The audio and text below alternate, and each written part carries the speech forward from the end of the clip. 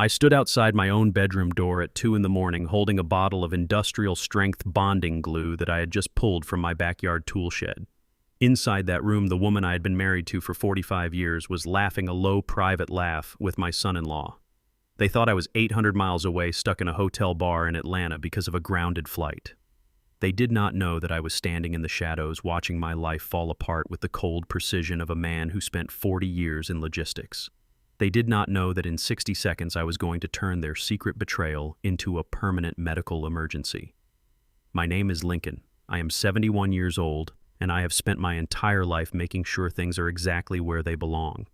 I spent decades as a transportation director moving millions of tons of freight across this country. In my world, if a shipment is late or a seal is broken, someone pays the price. I applied that same discipline to my home, or at least I thought I did. I built a fortress for my family in a quiet neighborhood in North Carolina thinking I was protecting the people I loved. I was wrong. I was just providing a playground for the two people I trusted most to stab me in the back. Before I continue this story, let me know where you are watching from in the comments below. Hit like and subscribe if you think betrayal should always come with a sticky end. My Tuesday had started normally. I kissed Beatrice goodbye at 6 in the morning and headed to the airport for a high-stakes meeting with a new shipping vendor. Beatrice is 68, and she still carries herself with the grace of the choir girl I met in the 70s. We have a daughter named Tiana, who is the pride of my life. Tiana is a hard-working software engineer who recently married Bradley. Bradley is 34 and white, and he came into our lives like a polished salesman selling a dream. He was always talking about tech startups and venture capital, but the only capital he ever seemed to use was my daughter's paycheck. I never liked the way he looked at our house or the way he always seemed to be around when Tiana was at the office. But I kept my mouth shut for the sake of family peace. That was my first mistake. My second mistake was thinking a grounded flight was a stroke of bad luck. When the thunderstorms rolled over Atlanta and the gate agent announced that all flights were canceled, I felt a wave of exhaustion. I did not want to spend the night in a crowded airport hotel. I called a car service and made the 3-hour drive back home, arriving at my front gate just after 2 in the morning. I noticed the first red flag before I even stepped out of the car.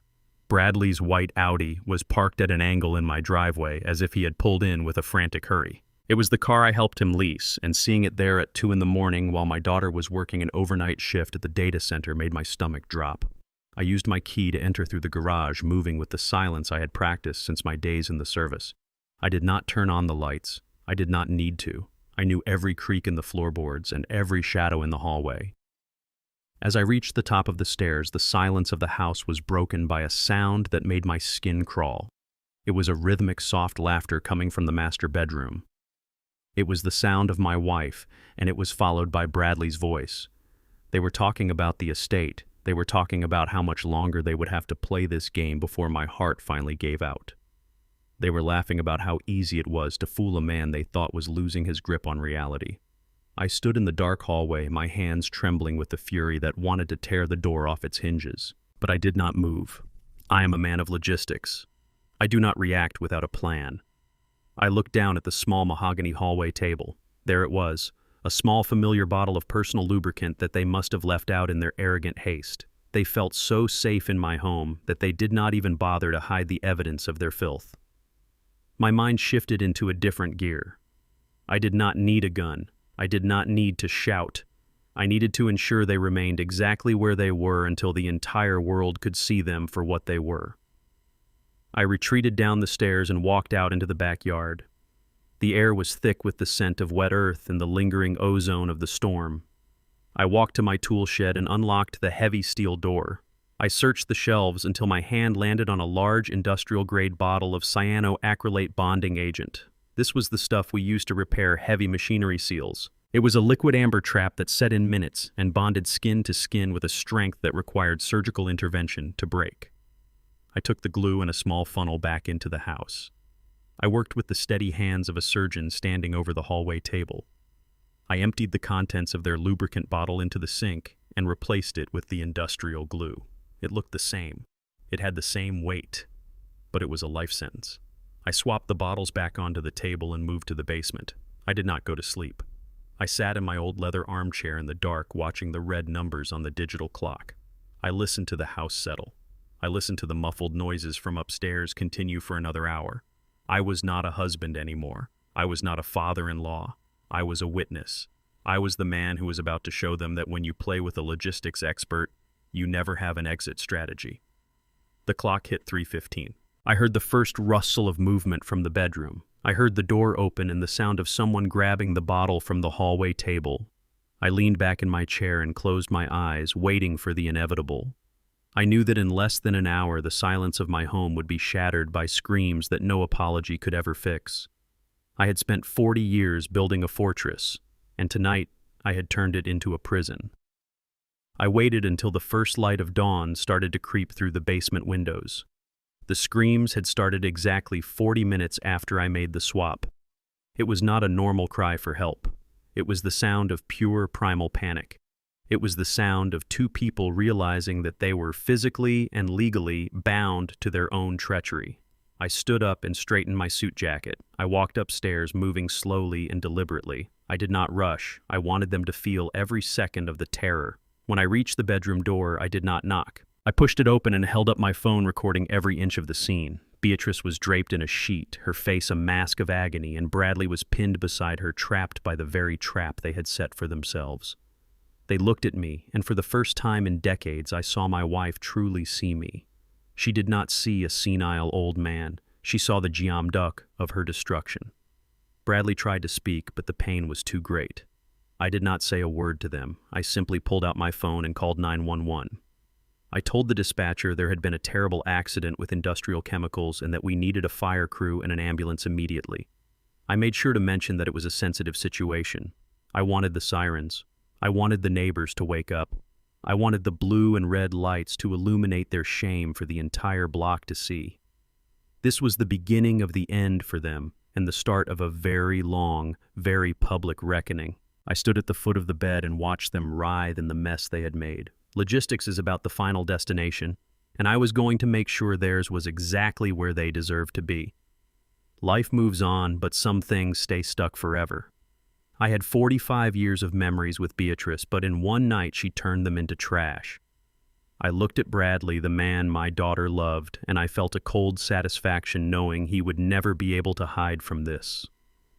The sirens were getting louder now, echoing off the quiet houses on our street. I walked to the front door and opened it wide, inviting the world in to see the truth. My life as I knew it was over, but I was walking out of the wreckage with my dignity intact. They thought they were the ones in control, but they forgot one thing. I am the man who knows how to move the world, and tonight I moved it right out from under them. I sat on the porch and waited for the paramedics to arrive. I watched the sunrise, and for the first time in a long time I felt like I could finally breathe. The bond was broken, but the lesson was just beginning. Respect is earned, but justice is meticulously planned. And I had been planning this from the moment I heard that first laugh. Now the whole world was going to hear the punchline. I sat in the darkness of my basement workshop, the only light coming from the glowing red numbers on my digital workbench clock. 4:15 in the morning. In the logistics business, we talk about the point of no return. It is that specific moment when a shipment has traveled too far to be recalled and the cost of stopping is higher than the cost of finishing the journey. I had spent 40 years calculating those moments for million-dollar freight loads, but I had never applied that logic to my own marriage until tonight. My mind was focused on the science of the trap I had set. The industrial bonding agent I had used was a high-viscosity polymer. It was designed to seal heavy engine gaskets under extreme pressure. It did not just stick to a surface, it fused with it. It required a specific chemical solvent or a surgical blade to break the bond once it fully cured. Based on the ambient temperature of the house and the heat of the betrayal upstairs, I knew the window was closing. The silence of the house was so thick I could hear the hum of the refrigerator in the kitchen above me. And then the silence did not just break. It shattered. It started as a confused gasp, a sharp intake of air that vibrated through the floorboards. Then came a frantic shuffling, the sound of bedsheets snapping and wood groaning under sudden desperate weight. And finally the scream arrived. It was Beatrice. It was a sound of absolute, unadulterated terror. It was the sound of a woman realizing that her physical reality had been altered in a way she could not understand. A second later, Bradley's voice joined her. His was a jagged, panicked shout, a voice stripped of all that polished salesman charm he usually used to manipulate my daughter. The screams were rhythmic now, a back and forth of agony and confusion. They were realizing that they were no longer two people. They were physically fused together by their own treachery. I stood up from my chair. My 71-year-old joints protested the movement, but I felt a strange, cold energy in my veins. I did not feel anger anymore. I felt like a man watching a complex mechanical process reach its inevitable conclusion. I walked toward the basement stairs, my boots making a slow, steady thud on each step. I was the transportation director again, walking toward a wreck I had seen coming for miles. The sound grew louder as I reached the hallway. It was a cacophony of primal panic. Beatrice was wailing my name, her voice cracking with a pain that was both physical and psychological. Bradley was swearing, his voice muffled by the sheets, his breathing coming in ragged, desperate gulps. I reached the door of the master bedroom. I did not hesitate. I pushed the door open and stayed in the doorway, framed by the light from the hall. I pulled my cell phone from my pocket and hit the record button. The flash on the camera illuminated the room in a harsh, cold strobe. Beatrice was draped in a tangled mess of silk sheets, her eyes wide and bloodshot, looking at me with a mixture of agony and deep, soul-crushing shame. Bradley was pinned beside her, his face buried in the mattress, his body twisting in a futile effort to pull away. The more they struggled, the more the industrial adhesive tore at their skin, creating a bond that was now permanent. I stood there silently, holding the phone steady, capturing every second of their exposure. I wanted the evidence. I wanted the absolute, undeniable proof of what they had done in the bed I had paid for in the house I had built. "Warren, please." Beatrice sobbed, her hands clawing at the mattress. "Help us. Something is wrong. It hurts so much. Please call a doctor." Bradley groaned, his voice a pathetic whimper now. "Lincoln, man, please. Just help us get apart. I am sorry. We are so sorry." I did not say a word. I did not offer a hand. I simply adjusted the angle of the camera to catch the lube bottle sitting on the nightstand, the one I had meticulously refilled with liquid consequences. I let the silence of my presence weigh on them. I wanted them to feel the absolute vacuum of my empathy. For 45 years, I had been the provider, the protector, and the silent strength of this family. Tonight, I was just a witness. I was the person recording the final seconds of their dignity. They looked at me, and in that moment, they finally understood that the man they thought was senile and slow was the one who had choreographed their public execution. I turned off the camera and tucked the phone back into my suit jacket. I walked to the bedside phone, picked up the receiver, and dialed 911. My voice was calm, almost bored, as the dispatcher answered. "Yes, I need an emergency response at 1412 Oakwood Drive," I said, my eyes never leaving Beatrice's face. "I have a medical emergency in the master bedroom. It appears 2 individuals have been involved in a serious accident with industrial-strength chemical adhesives. They are physically bonded and experiencing extreme distress." The dispatcher asked if they were breathing, and I told her yes, they were breathing, but they were not going anywhere. I requested the fire department because I knew they would need specialized tools to move the mattress. I made sure to emphasize the chemical nature of the injury. I hung up the phone and walked out of the room. I went downstairs to the kitchen and brewed a pot of coffee. I moved to the front porch and sat in my rocking chair. The night was ending. The first blue light of dawn was stretching across the lawn, and then I heard them, the sirens. They started as a distant wail echoing off the quiet houses of our respectable neighborhood. 1, then 2, then 3. The red and blue lights began to dance against the trees at the end of the block. I sat there calmly sipping my coffee as the massive fire engine and the ambulance turned onto my street. The noise was deafening, a screaming announcement of their shame. My neighbors started to wake up. Lights flickered on in the houses across the street. Front doors opened. People stepped out onto their porches in their pajamas, squinting at the emergency vehicles screaming toward my driveway. The paramedics jumped out of the ambulance and the firefighters hopped off the truck, pulling their heavy bags and gear. I stood up and waved them toward the front door. "They are upstairs in the master bedroom," I told the captain, my voice clear enough for the gathering neighbors to hear. "It is a very sticky situation." I watched them rush inside, their heavy boots thumping on the stairs. I stayed on the porch, a silent sentinel in the morning light. I saw my neighbor, Mr. Henderson, walking toward the edge of his lawn, his face full of concern and curiosity. "Lincoln, is everything okay?" he called out. I looked at him and gave a slow, somber nod. "We have had a bit of a domestic accident," I replied. "It is a tragedy, really." Within minutes, the bedroom window was illuminated by the harsh work lights of the rescue crew. I could hear the shouting of the medics and the sharp metallic snap of their equipment. The shame was no longer private. It was a public spectacle. The paramedics were forced to carry them out on a single reinforced stretcher wrapped in sheets, but unable to hide the reality of their position. As the stretcher came down the front steps, the neighborhood watched in absolute silence. They saw my wife. They saw my son-in-law. They saw the bond that treachery had forged. I stood by the ambulance as they loaded them in. I looked at Beatrice one last time before the doors slammed shut. "You always said you wanted to be closer to the family," Beatrice, I said softly. "I guess I finally made that happen." The ambulance pulled away, its sirens wailing, leaving the neighborhood to whisper about the man who canceled his flight and came home to a house full of secrets. This was only the beginning. The logistics of their destruction were moving exactly on schedule. I thought about Tiana. My sweet daughter was at work, likely taking her scheduled break, unaware that her world was currently being loaded into the back of a city ambulance. The thought of her pain was the only thing that made my heart ache, but I knew that this was the only way to amputate the rot before it killed her too. She deserved to know the truth, not a watered-down version, but the sticky, ugly, industrial-strength truth. I looked at the Audi in the driveway. It looked out of place now, a symbol of a man who thought he could drive his way into my life and steal the keys to the kingdom. I would have that car towed by noon. I looked at my hands. They were steady. For 71 years, these hands had worked, built, and provided. They had never been used for violence, and tonight was no different. I had simply used the tools of my trade to ensure that the truth remained exactly where it was found. The emergency lights were still flashing in the distance, a fading pulse of red and blue against the morning sky.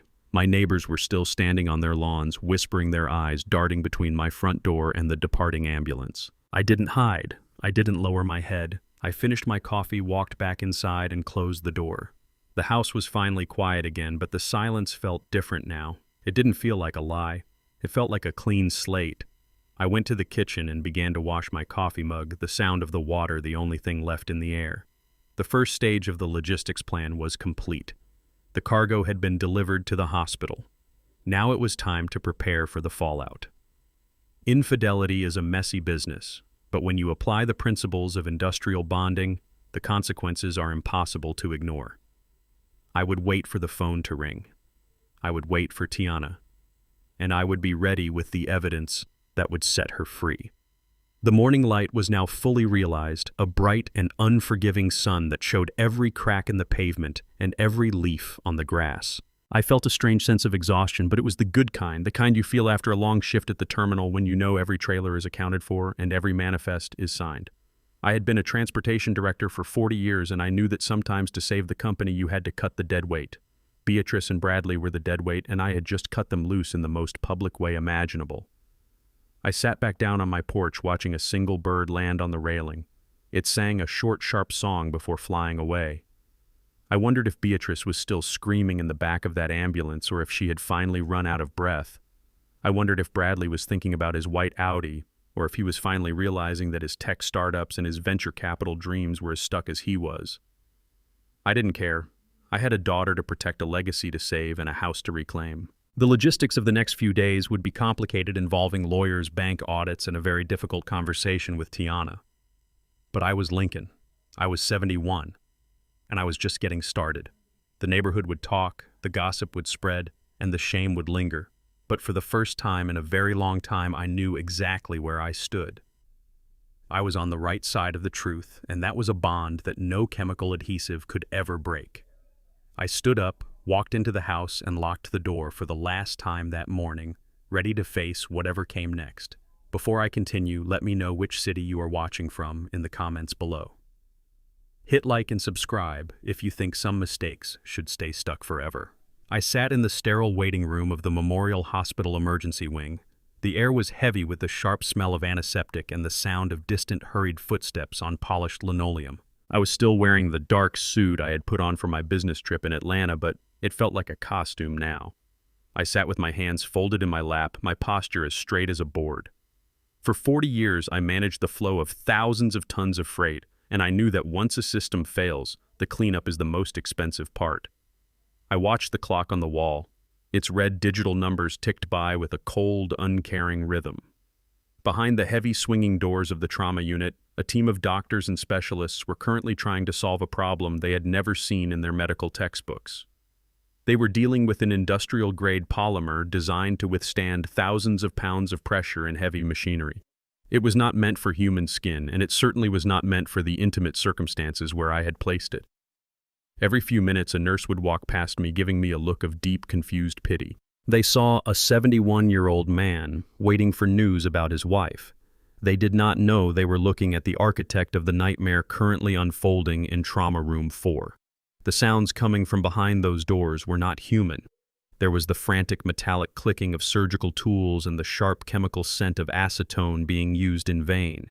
I could hear the head surgeon, a man whose voice was getting higher and more frustrated by the second. He was shouting for a plastic surgeon and a chemical specialist. He was shouting about skin grafts and irreversible tissue damage.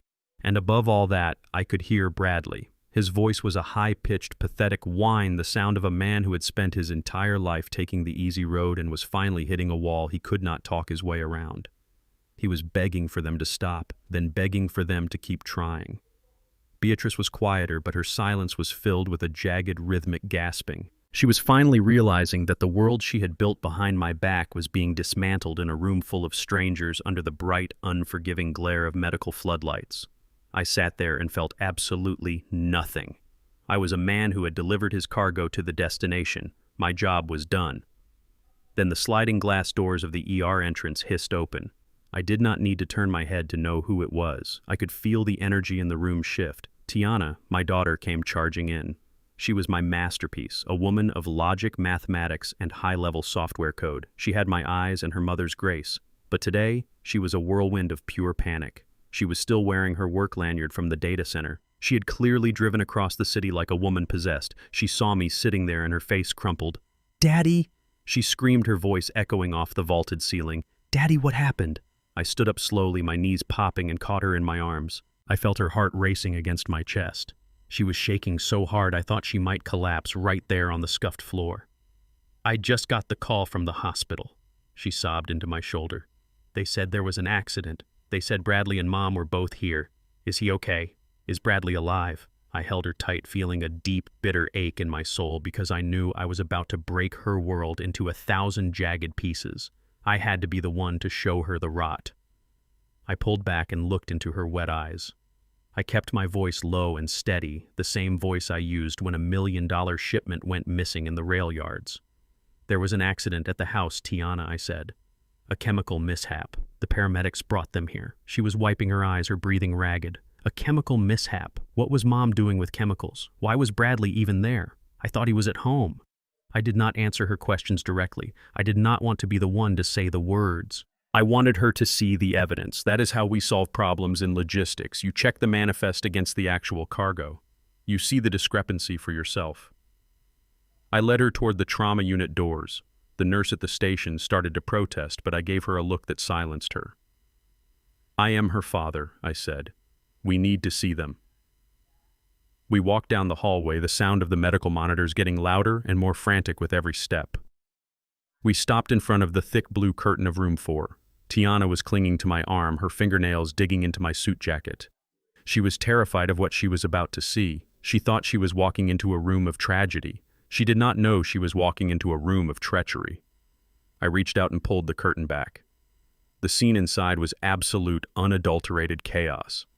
There were 4 doctors and 3 nurses crowded around a double-wide trauma bed. The room was filled with the smell of industrial solvents and sweat.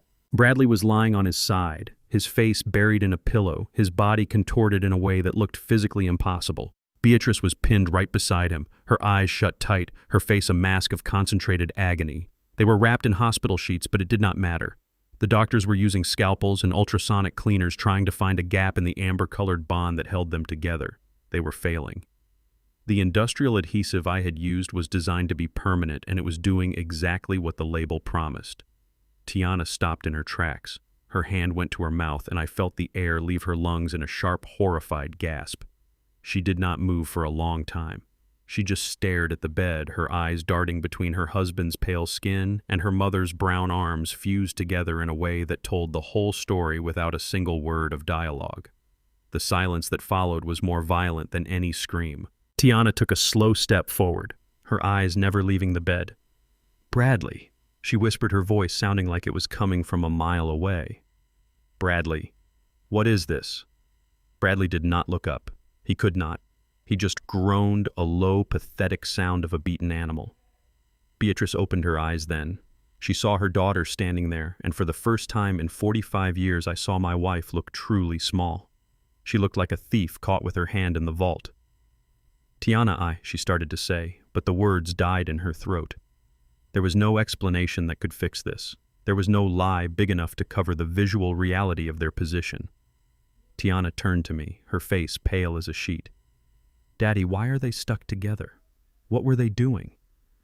I did not say a word. I just looked at her with the heavy, tired eyes of a man who had seen too much. The head surgeon looked up from the bed, his forehead dripping with sweat. He looked at Tiana and then at me. "We are doing the best we can," he said. "But this adhesive is something else. It is a miracle they are even breathing through the pain. We are going to have to perform emergency surgery to separate them. There is going to be significant tissue loss." Tiana did not hear him. She was looking at the nightstand near the hospital bed. The nurses had placed the lubricant bottle there, the one I had swapped. It was still half full of that liquid amber death. Tiana reached out and picked it up. She was a software engineer. She understood how inputs led to outputs. She looked at the bottle, then at the bed, then at me. She saw the truth. She saw that her husband had been in her mother's bed while she was at work. She saw that the two people she loved most had been conspiring to destroy her father and her marriage. The realization hit her like a physical blow. She dropped the bottle and it clattered on the floor. She did not cry. She did not scream. She just turned around and walked out of the room, her lanyard swinging against her chest. I watched her go, and I felt a cold, hard satisfaction. The rot had been amputated. It was painful, yes, but the healing could finally begin. I turned back to the bed. Beatrice was looking at me now, her eyes filled with a sudden, desperate fury. She realized she had lost her house, her husband, and her daughter in a single hour. She realized that I was the one who had planned this. "You," she hissed, her voice a jagged rasp of pain. "You did this, Lincoln. You poisoned us. You put those chemicals in there. You tried to kill us." The doctors stopped what they were doing and looked at me. The room went cold. Bradley started to whine again, nodding his head against the pillow. "Yeah, he did it. He knew. He tried to kill us." A police officer who had been standing in the hallway stepped into the room. He had a notepad out and a skeptical look on his face. He had heard Beatrice's accusation. He looked at me, his eyes scanning my expensive suit and my calm 71-year-old face. "Mr. Vance, is that true?" he asked. "Did you put industrial adhesive in a personal lubricant bottle?" I did not flinch. I did not look guilty because in the eyes of the law, I was not. "Officer," I said, my voice as smooth as silk. "I was supposed to be in Atlanta for a business meeting. My flight was canceled at the last minute, and I just arrived home to find the paramedics in my driveway and my wife in this condition. I have been at work or at the airport for the last 24 hours. I have my boarding passes and my car service receipts to prove it. I have no idea what they were doing with industrial glue in my bedroom. I keep that stuff in my locked tool shed for heavy machinery repairs. If they broke into my shed and used the wrong bottle by mistake, that is a tragic household accident." I looked at Beatrice and I gave her a slow, thin smile. "It is a shame, Beatrice. You always told me you wanted a bond that would last forever. It looks like you finally got what you wanted." The officer looked at the bottle on the floor and then back at the bed. He saw two people caught in an act of betrayal, and he saw a dignified old man who had just come home to a nightmare. He closed his notebook. "It looks like a domestic accident involving unauthorized use of chemical agents," he said to the doctors. "I will file the report accordingly." Beatrice started to scream again, a sound of pure helpless rage as the doctors leaned back in with their scalpels. She was stuck, and for the first time in my life I felt completely free. The logistics of the cleanup had officially begun. I stood outside my own bedroom door at 2 a.m, holding a bottle of industrial-strength bonding glue that I had just pulled from my backyard tool shed. Inside that room, The woman I had been married to for 45 years was laughing a low, private laugh with my son-in-law. They thought I was 800 miles away, stuck in a hotel bar in Atlanta because of a grounded flight. They did not know that I was standing in the shadows watching my life fall apart with the cold precision of a man who spent 40 years in logistics. They did not know that in 60 seconds I was going to turn their secret betrayal into a permanent medical emergency. My name is Lincoln. I am 71 years old, and I have spent my entire life making sure things are exactly where they belong. I spent decades as a transportation director moving millions of tons of freight across this country. In my world, if a shipment is late or a seal is broken, someone pays the price. I applied that same discipline to my home, or at least I thought I did. I built a fortress for my family in a quiet neighborhood in North Carolina, thinking I was protecting the people I loved. I was wrong. I was just providing a playground for the two people I trusted most to stab me in the back. Before I continue this story, let me know where you are watching from in the comments below. Hit like and subscribe if you think betrayal should always come with a sticky end. My Tuesday had started normally. I kissed Beatrice goodbye at 6 in the morning and headed to the airport for a high-stakes meeting with a new shipping vendor.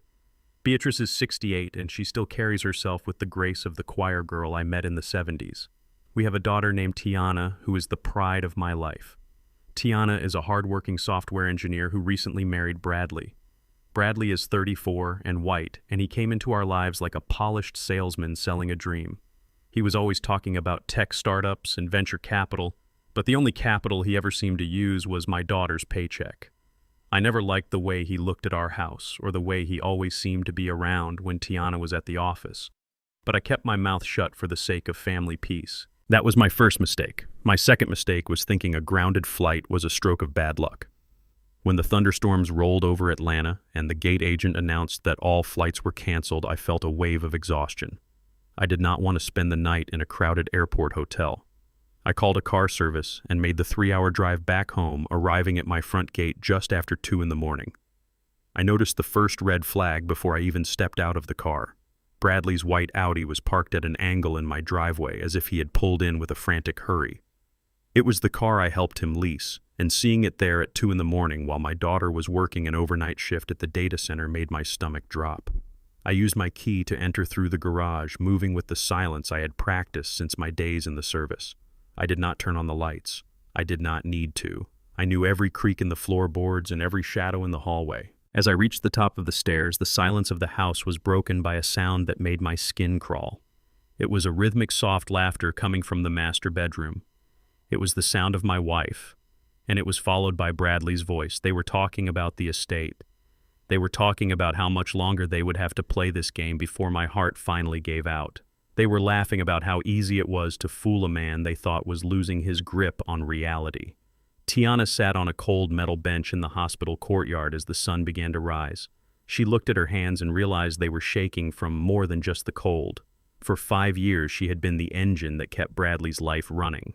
She remembered the first time he told her about his vision for a revolutionary logistics app. Then it was a blockchain social network. Then it was a renewable energy platform. Every time a dream failed, Tiana was the one who picked up the pieces. She worked her full-time job as a senior software developer, then spent her evenings freelancing for overseas firms and her weekends driving for a rideshare service. 3 jobs. She did it all so Bradley could sit in his home office wearing expensive noise-canceling headphones pretending to be the next big tech mogul. She believed in him because she wanted to believe in the life they were building. She wanted to believe her mother was proud of her for being a supportive wife. Now she realized she was not just supporting a husband, she was funding the very betrayal that was currently lying on a trauma bed upstairs. She pulled Bradley's phone from her pocket. The nurses had handed it to her along with his wallet and his gold watch.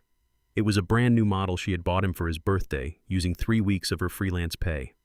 She felt a wave of nausea as she entered the passcode. It was her own birthday.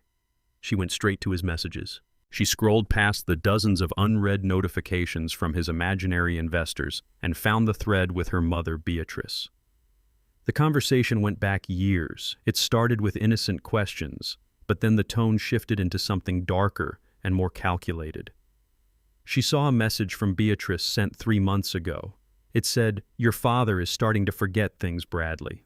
I saw him misplace his keys twice this week. He is slipping. We need to be careful, but we need to be ready. If we can prove he is senile, we can take control of the estate before he does something stupid like donate it all to charity." Bradley's response made Tiana's blood run cold. He wrote, "I am playing my part, Beatrice. I am over there every day making sure he feels confused. I move his tools around. I tell him I already asked him questions when I have not. He is starting to doubt himself." Tiana covered her mouth to keep from screaming. They were gaslighting her father. They were systematically trying to destroy the mind of the strongest man she had ever known just so they could get their hands on his money. But the betrayal went even deeper. She scrolled further and saw the messages that explained the scene in the bedroom. Beatrice had written, "Tiana will be at the data center all night.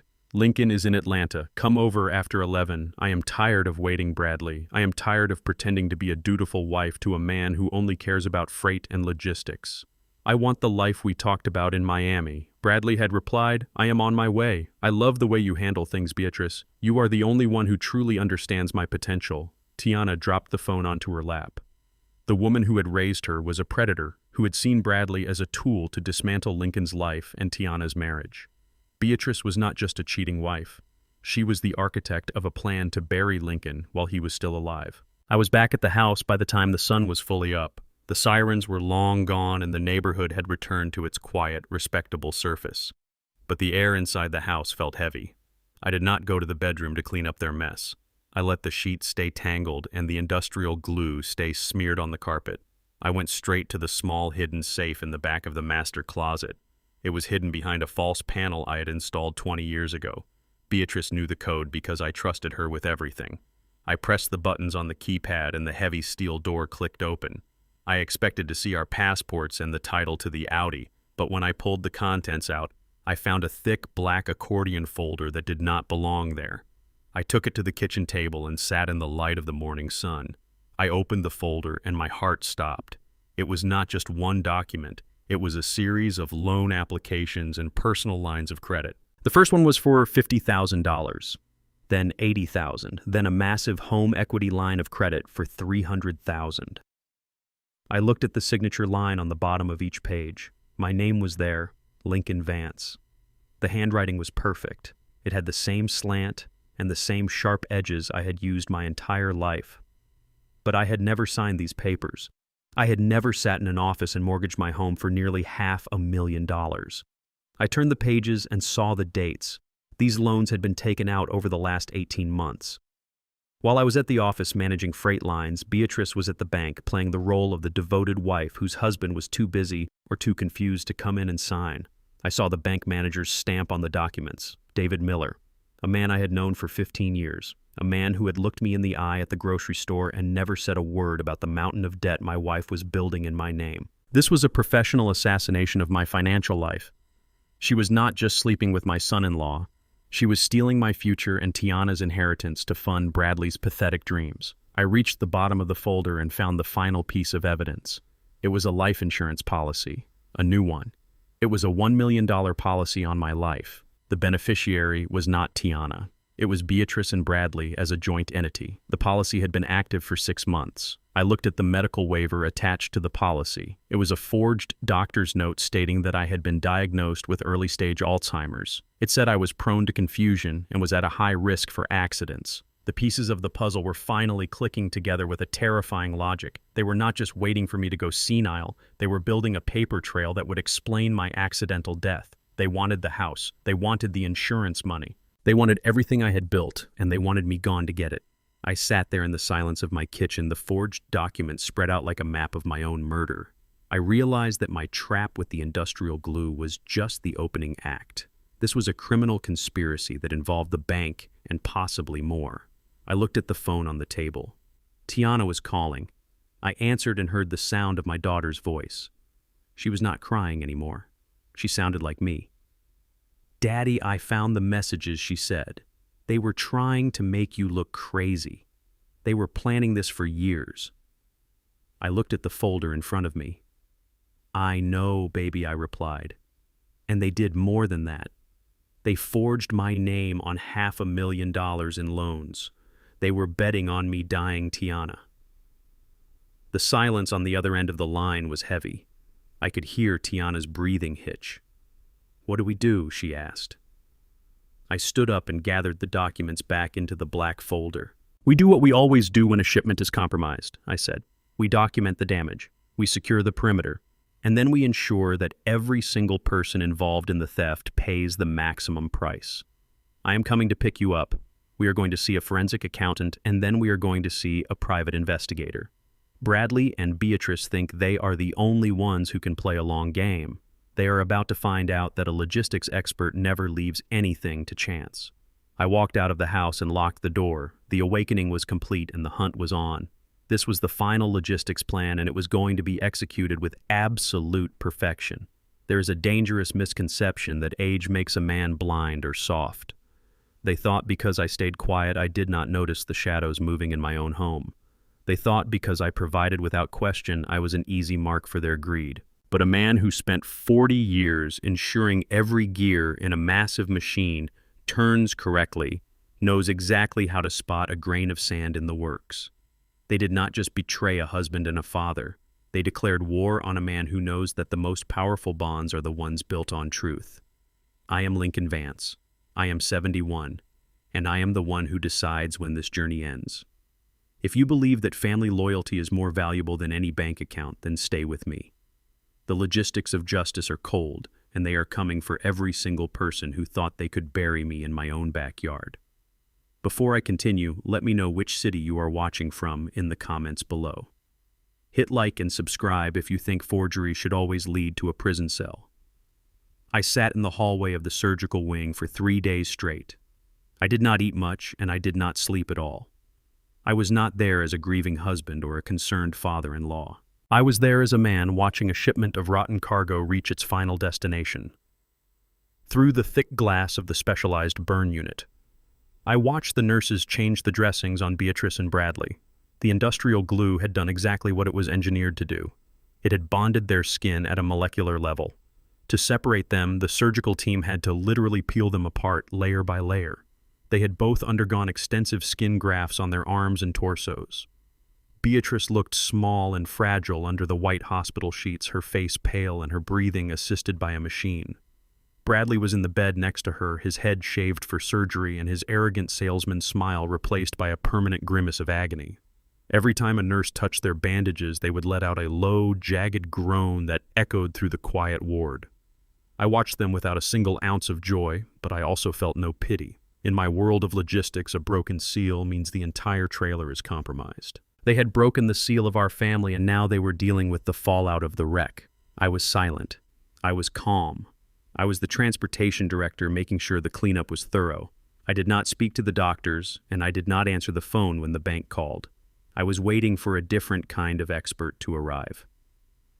On the fourth morning, a man in a sharp charcoal suit and carrying a heavy leather briefcase walked down the hallway toward me. This was Marcus Julian. He was a forensic accountant I had worked with back at the freight terminal when we suspected a regional manager of skimming from the fuel accounts. Marcus did not offer a handshake. He just sat in the plastic chair next to mine and opened his laptop. "Lincoln," he said, his voice a low rumble. "I have been through the preliminary digital footprints of your joint accounts. It is worse than we thought." I leaned back and closed my eyes.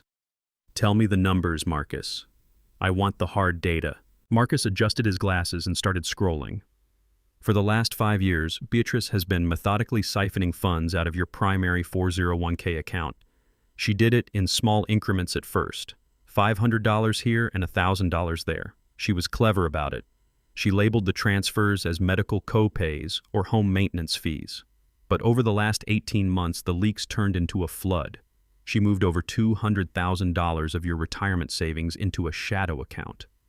I felt a coldness settle in my chest that had nothing to do with the hospital air conditioning. $200,000. That was 40 years of overtime. That was the money I had earned sweating in the Charlotte heat while Beatrice sat in our air-conditioned living room. Marcus continued his report, his fingers flying across the keys.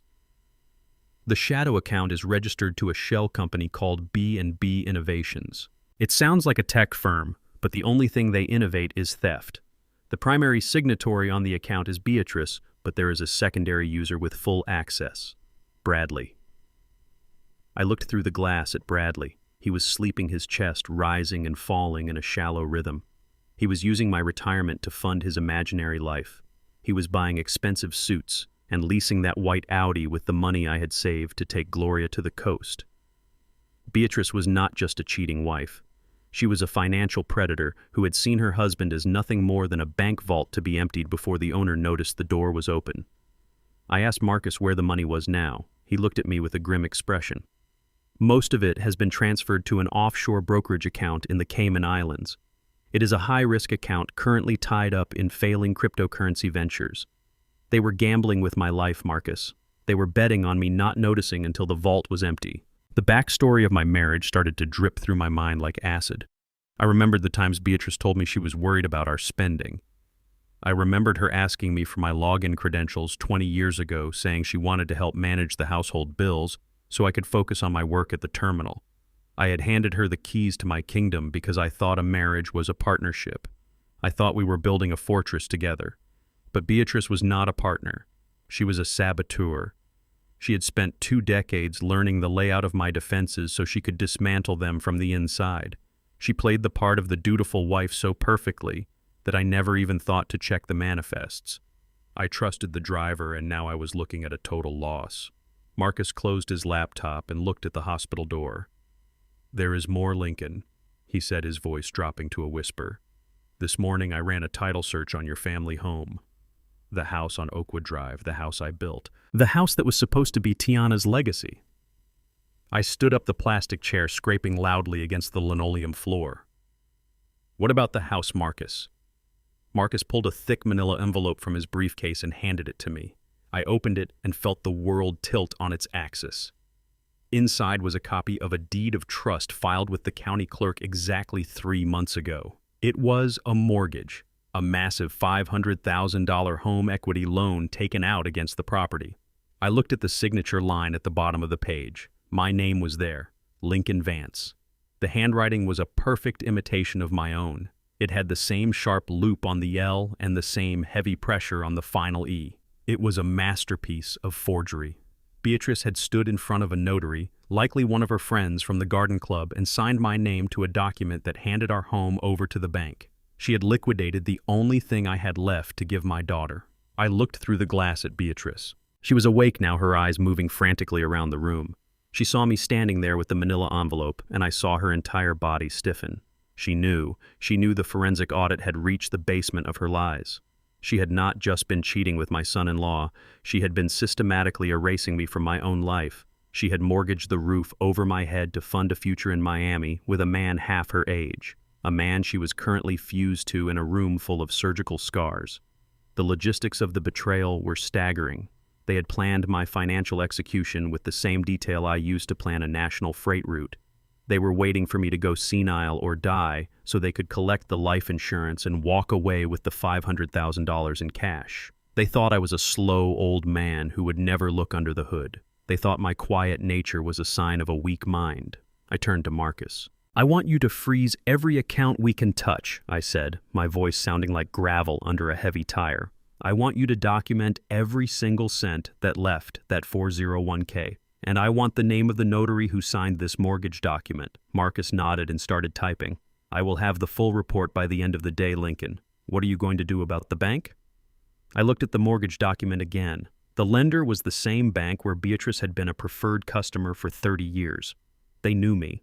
They knew my voice.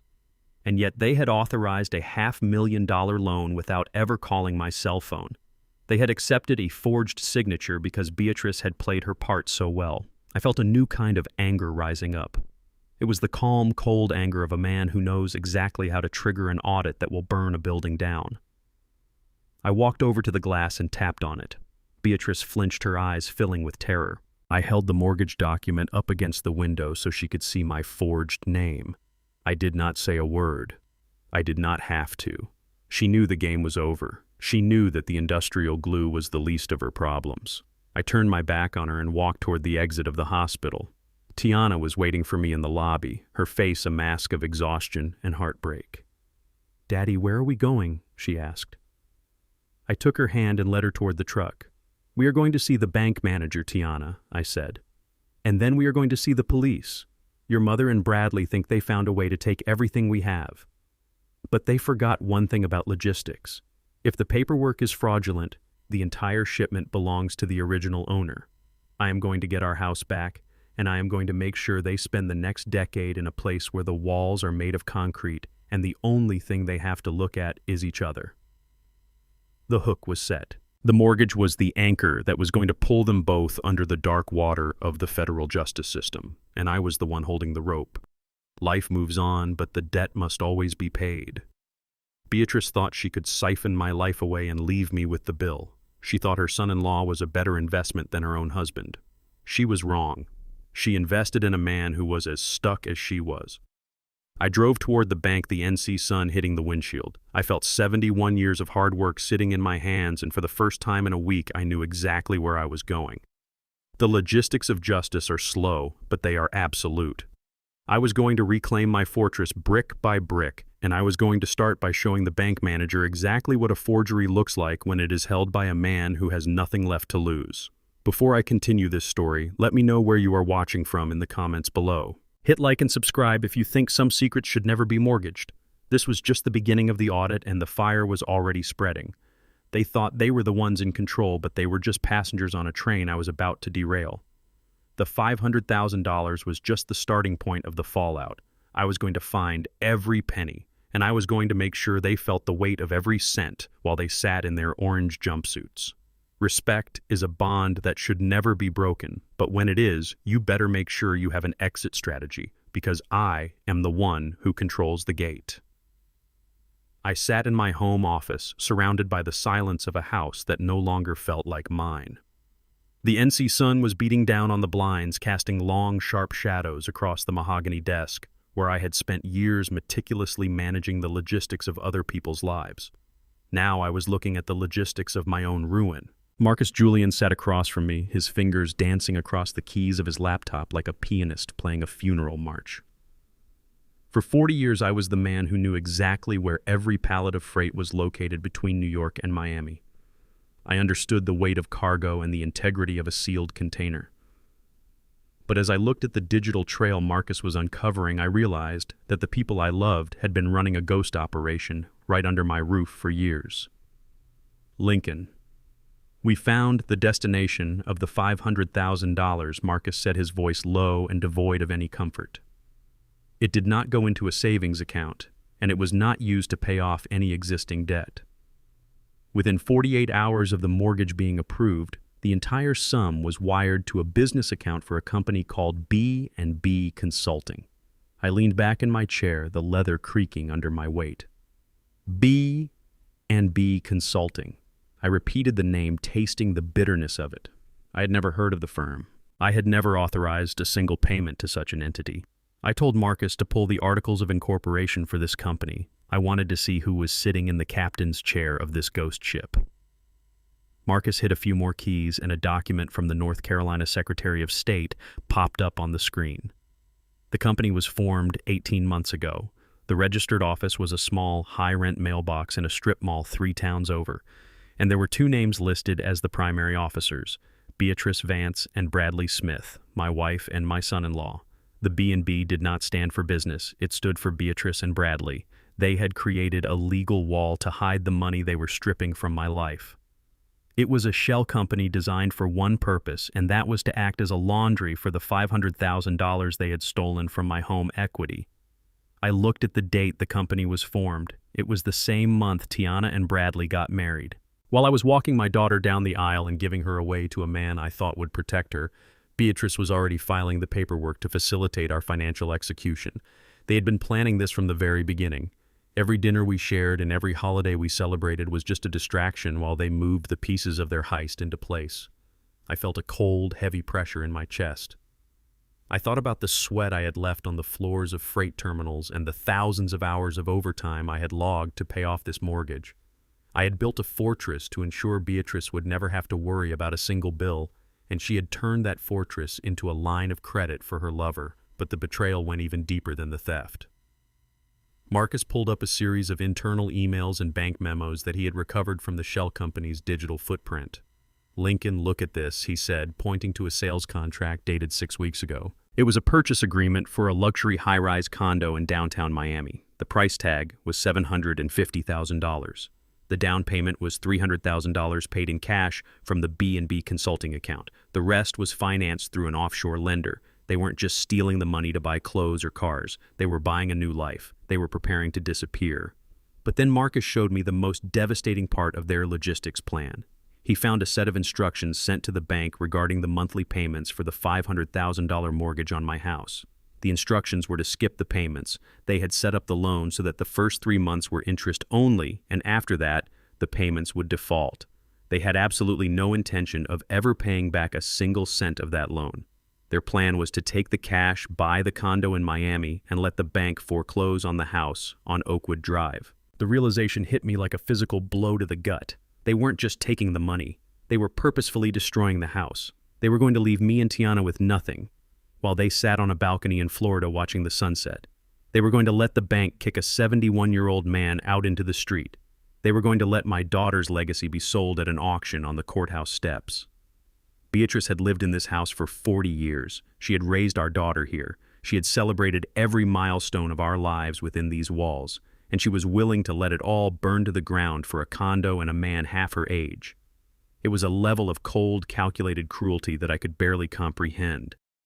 My wife was not just a cheater. She was a saboteur who had decided that my life was worth less than a luxury high-rise view.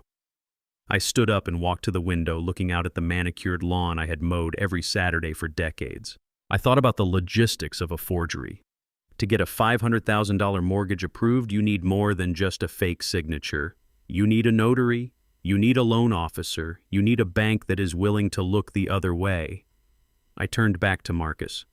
How did they get the bank to approve this without a single phone call to me, I asked. I have been a customer there for 30 years. They have my cell phone number on every single file. David Peterson, the manager at the Elm Street branch, knows me. We have had lunch. We have talked about my retirement. Marcus looked at his screen, his face hardening. That is the question I was asking myself, Lincoln. So I looked into the internal communication logs of the bank. I found the loan approval file. The loan officer who personally authorized the skip in verification and waived the in-person signing requirement was David Miller. My heart stopped. David Miller. The name was familiar, but not from the bank. I closed my eyes and searched through the thousands of manifests in my memory, and then I saw it. 2 years ago at our annual Christmas party, Beatrice had invited a new friend from her community garden club, a man she said was a financial advisor who helped the local seniors with their estate planning, a man she seemed to spend a lot of time talking to near the punch bowl. That man was David Miller. I remembered his face now. He was sharp and polished with a smile that was just a little too bright. I had thanked him for helping Beatrice with her small accounts. I had trusted him because my wife trusted him. Now I realized that David Miller was not just a friend. He was a co-conspirator. He was the insider who had allowed the forged signature to pass through the system without a second glance. The logistics of the theft were now perfectly clear. Beatrice and Bradley provided the motivation and the signatures. David Miller provided the legal doorway. They had formed a triangle of treachery that was designed to be unbreakable. They thought they were smarter than me. They thought that a 71-year-old black man who spent his life moving freight wouldn't understand the complexities of corporate shell companies and mortgage fraud. They thought I was a slow-moving target. They were wrong. In the logistics business, we have a term for what happens when an insider helps steal cargo. We call it an internal conspiracy, and it is a federal offense. By involving the bank manager and using the banking system to wire funds across state lines, they had moved this from a domestic dispute into the territory of federal bank fraud and wire fraud. I looked at Marcus, and I felt a cold, calm power rising up within me. I am not going to call the local police, I said, my voice sounding like gravel. If I call the sheriff, they will just get arrested for theft. They will get out on bail and they will hide the money. No, Marcus, we are going to go higher. David Miller is a bank officer. The bank he works for is federally insured. When he participated in a forgery to facilitate a fraudulent mortgage, he triggered the interest of the Federal Bureau of Investigation. I want you to package every single piece of this data. I want the shell company papers, the Miami condo contract, and every internal bank memo David Miller signed. We are going to hand this to the federal auditors. I want them to walk into that bank and start an investigation that will burn every single one of them to the ground." Marcus nodded, his eyes gleaming with the same cold fire. "I will have the file ready by morning, Lincoln. What about Beatrice and Bradley? They are still at the hospital." I looked at the clock. It was nearly midnight. "They think they are safe, Marcus. They think they are just recovering from an accident. They have no idea that the logistics of their destruction are already in motion. I am going to let them stay in that hospital for a few more days. I want them to feel the pain of those skin grafts. I want them to think they are going to get away with it. Because the moment they step out of those hospital doors, I want the federal agents to be waiting for them. I want them to realize that the $500,000 they stole is not their ticket to Miami. It is their ticket to a federal penitentiary." I walked out of the office and into the quiet hallway. I went to the kitchen and poured myself a glass of water. I looked at the dark house and I felt a strange sense of peace. The betrayal was absolute, but so was my resolve. Beatrice thought she could siphon my life away and leave me with the bill. She thought her son-in-law was a better investment than her own husband. She was wrong. She invested in a man who was as stuck as she was. I am Lincoln Vance. I am 71, and I am the one who controls the gate. The logistics of justice are slow, but they are absolute. I was going to reclaim my fortress, brick by brick, and I was going to start by showing the federal government exactly what a forgery looks like when it is held by a man who has nothing left to lose. Before I continue this story, let me know which city you are watching from in the comments below.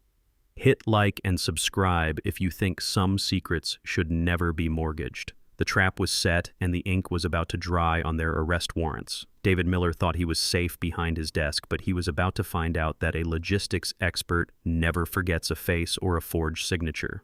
Respect is a bond that should never be broken, but when it is, you better make sure you have an exit strategy because I am the one who provides the final destination. I was standing in the kitchen watching the dust motes dance in the light of the afternoon sun when a generic silver rental car pulled into my driveway.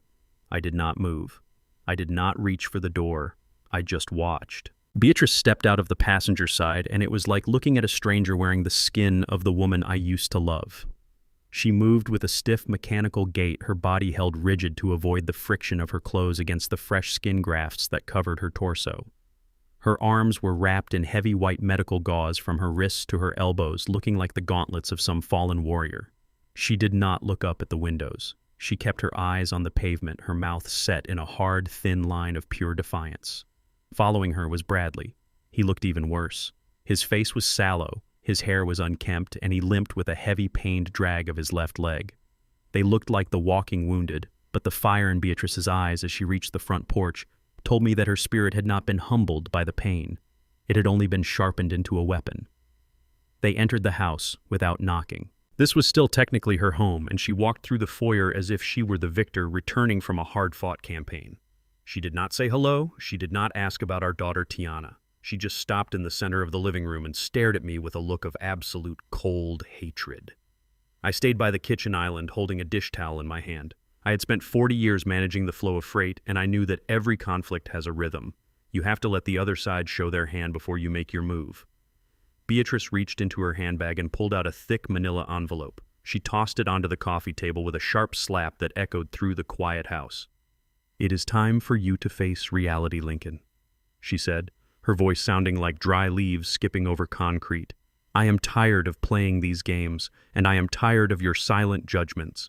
You have lived in this house for 40 years, but the world has moved on, and you have been left behind." She gestured to the envelope. "Those are the legal papers from B&B Consulting. As of this morning, this property is under new management." I stood perfectly still. I did not reach for the envelope. I knew exactly what was inside. It was the physical manifestation of the forgery and the betrayal I had uncovered with Marcus. I looked at Bradley, who was leaning against the doorframe, looking like a ghost. He tried to muster that old salesman smirk of his, but the pain in his eyes made it look like a grimace. "Yeah, Lincoln," he said, his voice shaky. "We did what was necessary to protect the future of this family. You are clearly not in a state to manage things anymore. We are taking the heavy lifting off your shoulders." Beatrice took a step forward, her eyes narrowing. "You have 48 hours, Lincoln," she stated, her tone devoid of any human mercy. 48 hours to pack your personal belongings and move them into the basement. I am converting the lower level into a living suite for you where you can be supervised. You are becoming a liability to yourself and this house. The master suite is being prepared for Bradley. He is going to be my primary caregiver while I recover from the accident you caused. He will be moving in permanently to assist with the daily operations of B&B Consulting. I looked at the woman I had built a life with. She was telling me to move into the cellar of the house I had paid for. She was telling me that the man who had slept in her bed while I was away was going to take over my room. It was a level of calculated cruelty that would have broken a lesser man. But I am a man of logistics. I understand that a shipment can be rerouted, but the destination remains the same. I thought about the thousands of hours of overtime I had worked. I thought about the sacrifices I made so she could have everything she ever wanted. And here she was trying to bury me in the basement of my own legacy. Bradley walked into the kitchen and opened the refrigerator as if he were already the master of the house. He grabbed a bottle of water and took a long drink before looking at me. "Do not make this difficult, Lincoln," he said. "We have the bank on our side. We have the paperwork. If you try to fight this, we will have the sheriff here to remove you by force. We already have the medical reports from the hospital that suggest you are prone to dangerous lapses in judgment. Putting industrial glue in a lubricant bottle is not the act of a sane man. We can have you committed if we need to." He was threatening me with a psychiatric hold. They were using the very trap I set to bind me to a narrative of insanity. It was a clever move. It was the kind of strategy a man like Bradley would come up with to cover his own tracks. They thought they had every angle covered. They had the forged mortgage, they had the bank manager in their pocket, and they had a story that made me look like a threat to society. They were standing in my kitchen acting like they had already won the war. I slowly put the dish towel down on the counter. I did not raise my voice. I did not show an ounce of anger. I walked over to the cabinet and took out a clean glass. I filled it with cool, filtered water and walked over to Beatrice. She flinched as I approached her eyes, darting to my hands. She probably expected me to lash out or to grab the papers and tear them up, but I simply held the glass of water out to her. "You look thirsty, Beatrice," I said, my voice as smooth as a calm sea. "You have had a long few days, and the recovery from those skin grafts must be exhausting. Drink some water." She looked at the glass, and then at me, her confusion momentary. She took the glass with a trembling hand and took a sip, her eyes never leaving mine. "You think you can just be nice and change what is happening?" she asked with a sneer. "It is too late for that. The bank has already processed the transfer. The money is in our account and the deed has been adjusted. You are done, Lincoln." I gave her a small, thin smile. It was the smile of a man who knows that the manifest has already been updated. "Logistics is not just about moving things from point A to point B, Beatrice," I said softly. "It is about understanding the entire infrastructure. It is about knowing who really owns the tracks and who really controls the signals." I looked over at Bradley, who was watching us with a confused expression. "You are right about one thing, Bradley," I continued. "The bank is a very powerful entity, but you made a very common mistake. You assumed that the branch manager at the local office is the final authority. You thought that David Miller was the one who held the keys to the kingdom." Beatrice paused with the glass halfway to her lips. "What are you talking about?" she asked. Her voice dropping an octave, I leaned back against the kitchen island, crossing my arms over my chest. "Before I came home today, I made a very interesting phone call," I told them. "I did not call the local police and I did not call the sheriff. I called the corporate board of the bank. I called the regional vice president of compliance. See, when a $500,000 mortgage is approved with a waiver for in-person signing and a skip on the verification process, it triggers a red flag in the central audit system, especially when that loan is taken out against a property that is tied to a charitable remainder trust." I watched the blood drain from Beatrice's face. The glass in her hand began to shake. "I told them that I never signed those papers," I said. "I told them that I have been out of the state and that I have the travel records to prove it. I also told them that David Miller has a very close personal relationship with the primary beneficiary of the shell company that received the funds." The silence in the room became absolute. Bradley dropped the water bottle and it hit the floor with a heavy thud. "The corporate board does not like internal conspiracies," I said, my voice carrying a heavy, dangerous weight. "They do not like bank managers helping their friends forge signatures to defraud senior citizens. As we speak, a federal audit team is descending on David Miller's office. They are freezing every transaction associated with B&B Consulting. They are tracing every cent of that $500,000, and because the bank receives federal funding, this is no longer a civil matter. The Federal Bureau of Investigation has been notified. I took a step toward her, my eyes locked onto hers. You thought you were giving me 48 hours to move to the basement, Beatrice. But the logistics have changed. You and Bradley have exactly 10 minutes to get back in that rental car and leave my property before the federal agents arrive to execute a search warrant on this house. I watched as her hand lost its grip and the glass of water shattered on the floor between us. The hook was set and the door was closing. Before I continue this story, let me know where you are watching from in the comments below. Hit like and subscribe if you think a forged signature should always lead to a federal prison. This was the moment the fortress I built finally fought back. They thought I was the one being evicted, but I was just the one holding the door open for the law. The logistics of their destruction were moving with a speed they never anticipated. It was time for the final cleanup. The sound of the glass shattering on the floor was the only thing filling the room for a long minute. Beatrice stood there frozen, her eyes fixed on the puddle of water soaking into her shoes. Her mouth was slightly open, but no words came out. Bradley was leaning against the refrigerator, his chest heaving as if he had just run a marathon. The old arrogance that he carried like a shield was completely gone, replaced by a raw, sickly panic that made his pale skin look almost gray. I stayed exactly where I was, leaning against the kitchen island with my arms crossed. I felt like a captain watching a storm roll in, exactly on schedule. I spent 40 years in logistics, managing the movement of freight across thousands of miles. I know that if you want to stop a train, you do not stand on the tracks and wave your hands. You change the signals miles ahead of time. You ensure that by the time the engineer sees the danger, it is already too late to brake. That is exactly what I had done to my wife and her lover. I did not move. I did not shout. I just watched the silence eat them alive. Bradley was the first to find his voice, but it sounded thin and jagged. "What do you mean, the corporate board?" he asked, stepping away from the fridge and nearly slipping on the wet floor. "You are just a retired dispatcher, Lincoln. You do not have those kinds of contacts. You are bluffing to keep us from throwing you out." He tried to straighten his shoulders, but his hands were shaking so much he had to shove them into his pockets. Beatrice finally looked up at me. The fear in her eyes was starting to turn into a desperate kind of anger. "He is right, Lincoln," she snapped, her voice trembling. "You are just trying to scare us. David Miller is the manager of that branch. He signed off on everything. The paperwork is legal. You cannot just call a corporate office and cancel a mortgage. That is not how the world works." She tried to step over the broken glass, but her movements were stiff and pained. The skin grafts on her torso were clearly pulling with every breath she took. She looked like a woman who was physically and mentally unraveling right in front of me. I took a slow, deep breath, letting the air fill my lungs. "Beatrice, you have always underestimated the complexity of my work," I said, my voice sounding like gravel under a heavy tire. "You thought I just told truck drivers where to go. You never realized that logistics is about the infrastructure of the entire system. I know how the banks operate because I handled the financing for multi-million-dollar shipping lines for decades. I know exactly what happens when a bank accepts federal subsidies and uses the interstate banking system to process loans.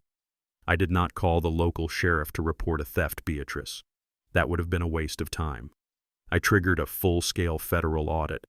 I called the office of the comptroller of the currency and the regional vice president of compliance at the headquarters in Charlotte. I provided them with the digital footprint of B&B Consulting. I showed them the discrepancy between the life estate trust on this house and the fraudulent mortgage David Miller pushed through his system. I saw the confusion on Bradley's face deepening. "Federal audit," he whispered. "Why would the feds care about a home equity loan?"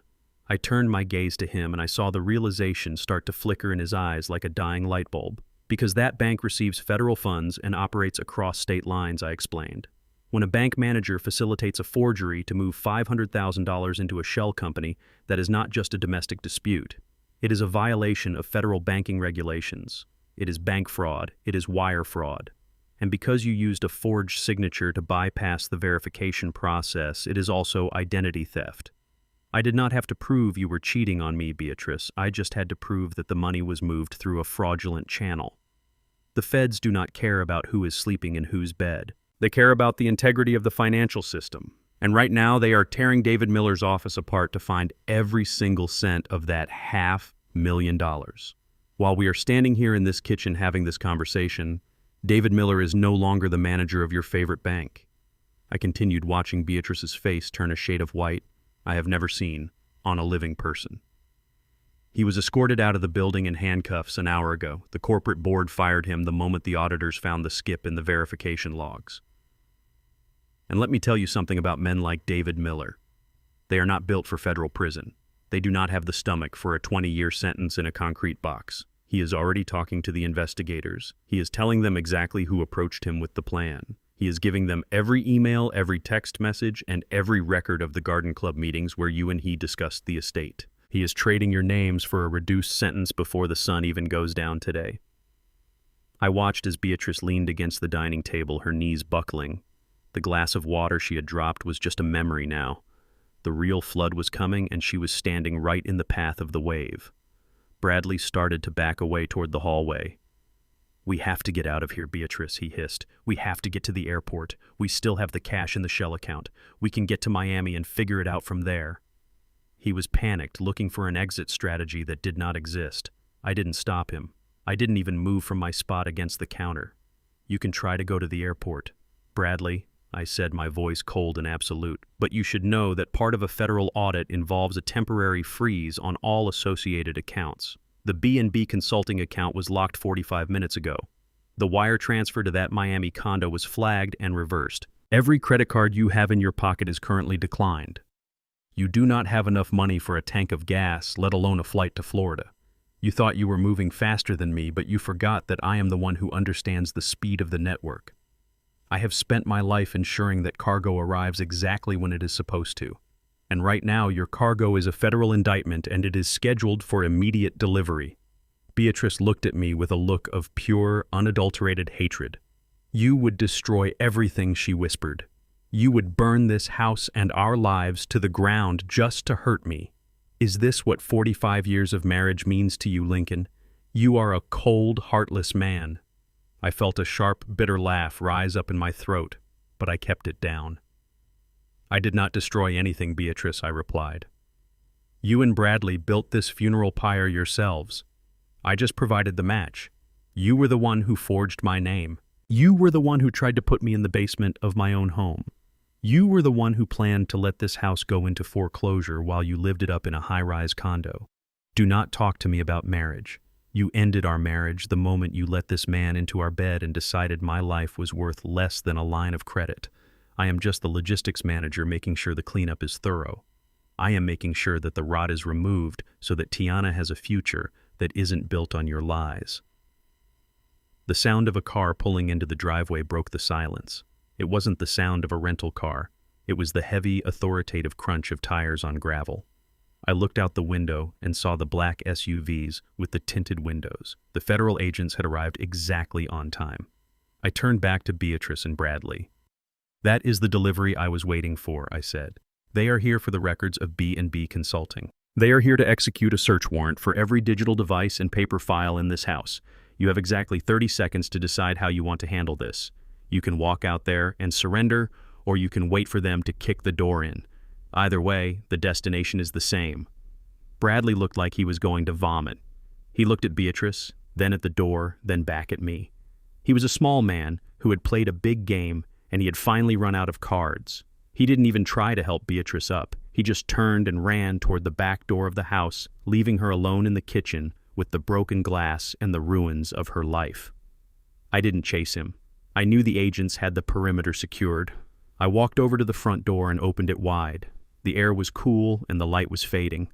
2 men in dark suits with gold badges on their belts walked up the steps. "Lincoln Vance," they asked. I nodded. "Everything is in the office," I said. "The forensic accountants report the forged mortgage papers and the incorporation files for the shell company. I also have the recordings of their earlier statements." One of the agents looked past me at Beatrice, who was still slumped over the dining table. "Is that the co-conspirator?" he asked. "Yes," I replied. "That is Beatrice. She is waiting for you." I stepped out onto the porch and leaned against the railing. I felt the weight of 40 years of hard work sitting in my hands, but the burden of the betrayal was finally starting to lift. I watched as they led Beatrice out of the house, her head bowed, her orange medical bandages stark against her dark skin. She didn't look at me as they put her into the back of the SUV. The hook was set and the trap was snapped shut. Beatrice was still under the impression that this was just a messy divorce or a civil dispute about a house. She had no idea that the moment she involved David Miller and the federal banking system, she had stepped into a different world. She didn't realize that the mortgage she took out was no longer a debt she owed, but a piece of evidence in a federal bank fraud investigation. She was going to spend the next several hours in an interrogation room realizing that her son-in-law had already tried to run and her bank manager had already sold her out. The logistics of her destruction were complete. I sat down in my rocking chair and watched the red and blue lights of the lead car fade into the distance. The house was quiet again. It was my house. It was a fortress again. I reached into my pocket and pulled out my cell phone, calling Tiana. "It is over, baby," I said softly. "The cleanup is finished. We are going to be okay." I closed my eyes, and for the first time in a week, I felt like the cargo had finally been delivered to the right place. Respect is the only bond that truly lasts, and once that is gone, everything else is just dead weight. I am Lincoln Vance. I am 71, and I am finally free. I sat in the kitchen of our house on Oakwood Drive and watched the blue light of a laptop screen reflect off my daughter's face like a flickering neon sign in a dark alley. Tiana did not look like the grieving woman I had held in the hospital lobby just a few days ago. She looked like me. She had that same cold focus I used to have when a high-priority shipment went missing in a blizzard, and every second meant $1,000 lost. She was a senior software developer for a reason, and tonight she was proving Tai Sao she was worth every penny of her salary. She built systems that were Thiet K to be unbreakable, and now she was using those same skills to dismantle the life of the man she had once called her husband. Bradley thought he was tech-savvy because he wore expensive headphones and talked about blockchain at dinner parties, but Tiana was the one who actually spoke the language of the machine. While the federal agents were busy in my office cataloging paper files, Tiana was doing her own digital investigation. She had Bradley's personal laptop and his backup drives spread out on the granite island. She had bypasses and decryption tools that the average person did not even know existed. I watched her fingers move across the keys with a rhythmic clicking that sounded like a countdown to an explosion. Bradley had always been arrogant about his digital security, which was his first and greatest mistake. He thought a complex password and two-factor authentication would keep the entire world out of his private cloud. He forgot that he had used Tiana's home network and her administrative privileges for years, and he never bothered to check the back doors she had left open. She walked through his firewalls like they were made of thin, wet paper. She was looking for financial records to help the audit, but what she found was something far more explosive than a bank statement. I saw her hand stop moving mid-air. I saw her jaw tighten and her eyes narrow into sharp slits of ice. "Daddy, you need to see this," she whispered, her voice sounding like a sharp winter wind blowing through the pines. I walked over and looked at the screen. It was not a ledger or a spreadsheet. It was a folder hidden deep in the system titled Portfolio. It was filled with hundreds of photographs and videos. None of them were of Tiana, and none of them were of Beatrice.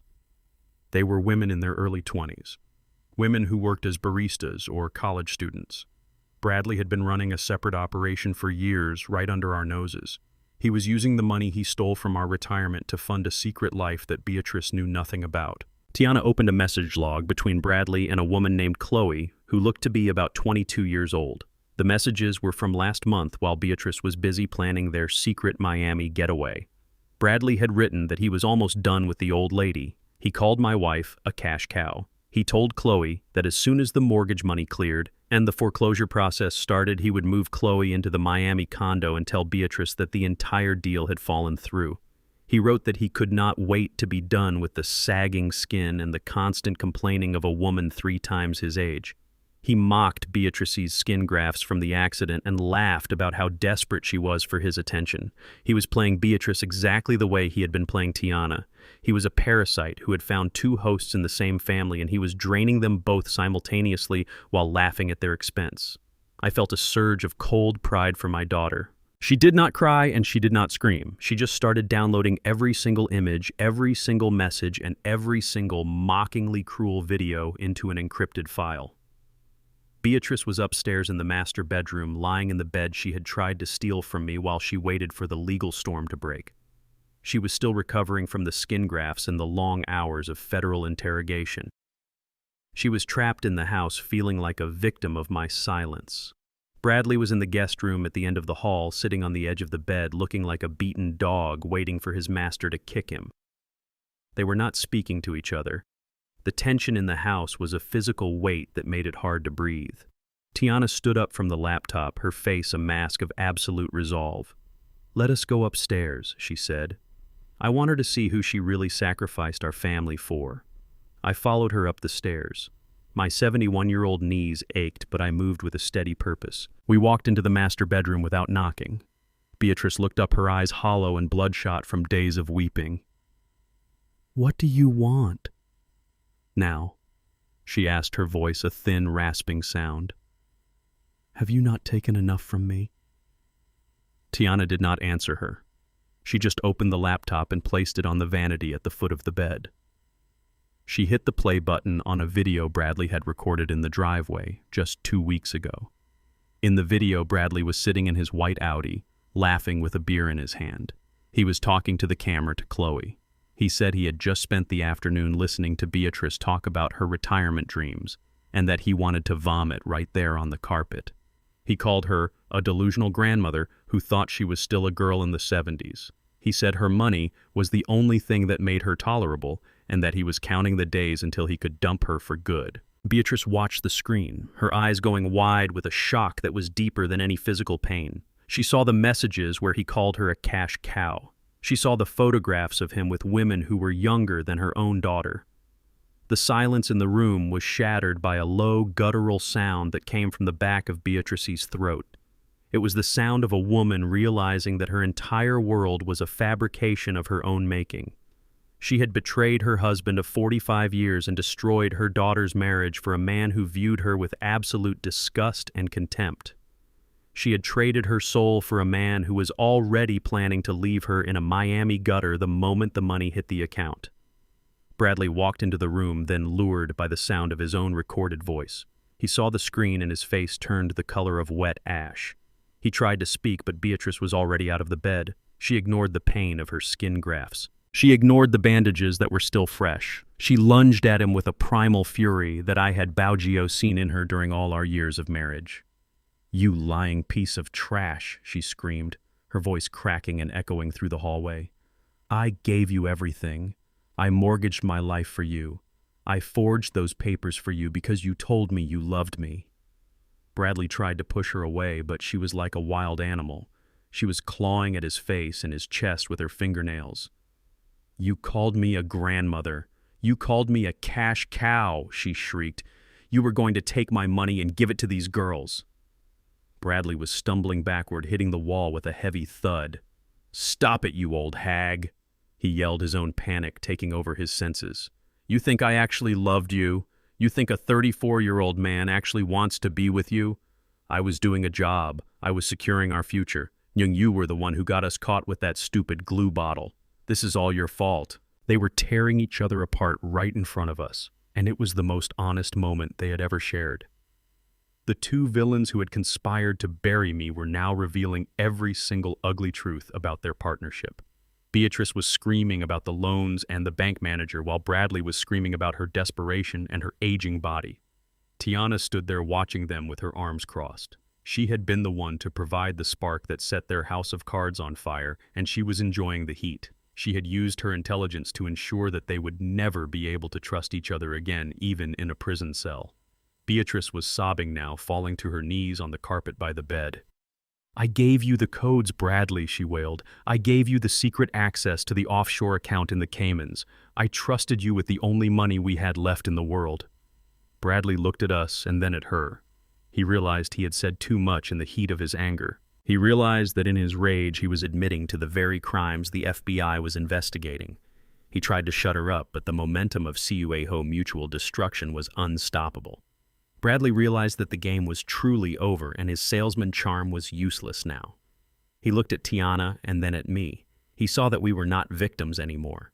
We were the owners of the truth. He was panicked and looking for any way out of the corner. "I don't care about the money anymore," he shouted. "I don't care about the condo or Florida. You think you've won because you found a few pictures on a cloud drive. You still don't have the codes for the encryption. You still can't touch the Cayman account without me. That money is sitting in a digital vault that only I can open with my private key. He was trying to use the stolen funds as his final piece of leverage against the federal charges. He thought he could bargain his way out of a prison sentence by holding my retirement savings hostage in a digital black hole. He did not realize that Beatrice was so broken by his betrayal that she did not care about the money or her own safety anymore. She only cared about hurting him as much as he had hurt her. She looked up at him with a sick, twisted smile on her tear-stained face. He thinks he is so smart, she said, looking at Tiana. He thinks he is the only one who knows the sequence of the keys. But he is a fool who loves his own name too much. He wrote them down in his encrypted backup file under the folder name, Chloe. Tiana did not wait for him to respond to the accusation. Her fingers were already back on the laptop keys with lightning speed. She opened the hidden backup folder Beatrice mentioned. She found the encrypted file that Bradley thought was secure. It took her less than 30 seconds to run a brute force crack using the password Chloe22. The screen flashed a brilliant green. A long list of alphanumeric codes appeared in the window. The private keys to the offshore brokerage account were all there. The access codes for the international wire transfers were laid bare. Everything we needed to reclaim our lives was right there on the screen. Bradley lunged for the laptop in a final desperate act, but I stepped in his way before he could reach it.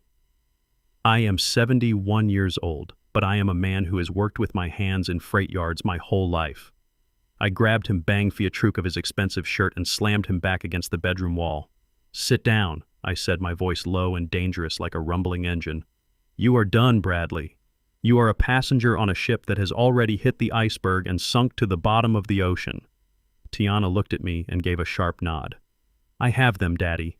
I have every single code and the encryption is broken. The money is frozen and ready to be reclaimed by the audit team." Beatrice was still on the floor weeping into the plush carpet. She had lost the man she betrayed me for, and she had lost the money she stole from me to buy his affection. She had absolutely nothing left but the orange bandages and the prospect of a long prison sentence. Bradley was slumped against the wall, his breathing ragged and his eyes darting around the room like a trapped rat. He knew that without the leverage of the offshore account, he was just a common thief with a long list of federal charges waiting for him. Tiana closed the laptop with a definitive snap. She looked at her mother and then at her former husband with a coldness that was beautiful to behold. She did not say a word of forgiveness, and she did not offer a single tear for their misery. She just walked out of the room, her head held high like the queen she was. I followed her out, leaving the two of them in the master bedroom to face the silence of their own making. The logistics of the cleanup were almost complete, and the freight was moving in the right direction. I had my house back, and I had my daughter back, and now I had the keys to my retirement savings. I walked down the stairs and sat at the kitchen table as the blue light of the laptop finally faded. The house was quiet again, but for the first time in weeks, the air felt lighter and easier to breathe. I thought about the 45 years I had spent with Beatrice and the man I thought I knew, and the monster she had become under the influence of greed. I realized that some bonds are not meant to last forever, and some bridges are meant to be burned to the ground to keep the wolves away. Tiana sat down across from me and reached for my hand across the granite. "We are going to be okay, Daddy," she said with a soft smile. I nodded my head slowly. "We are going to be more than okay, Tiana.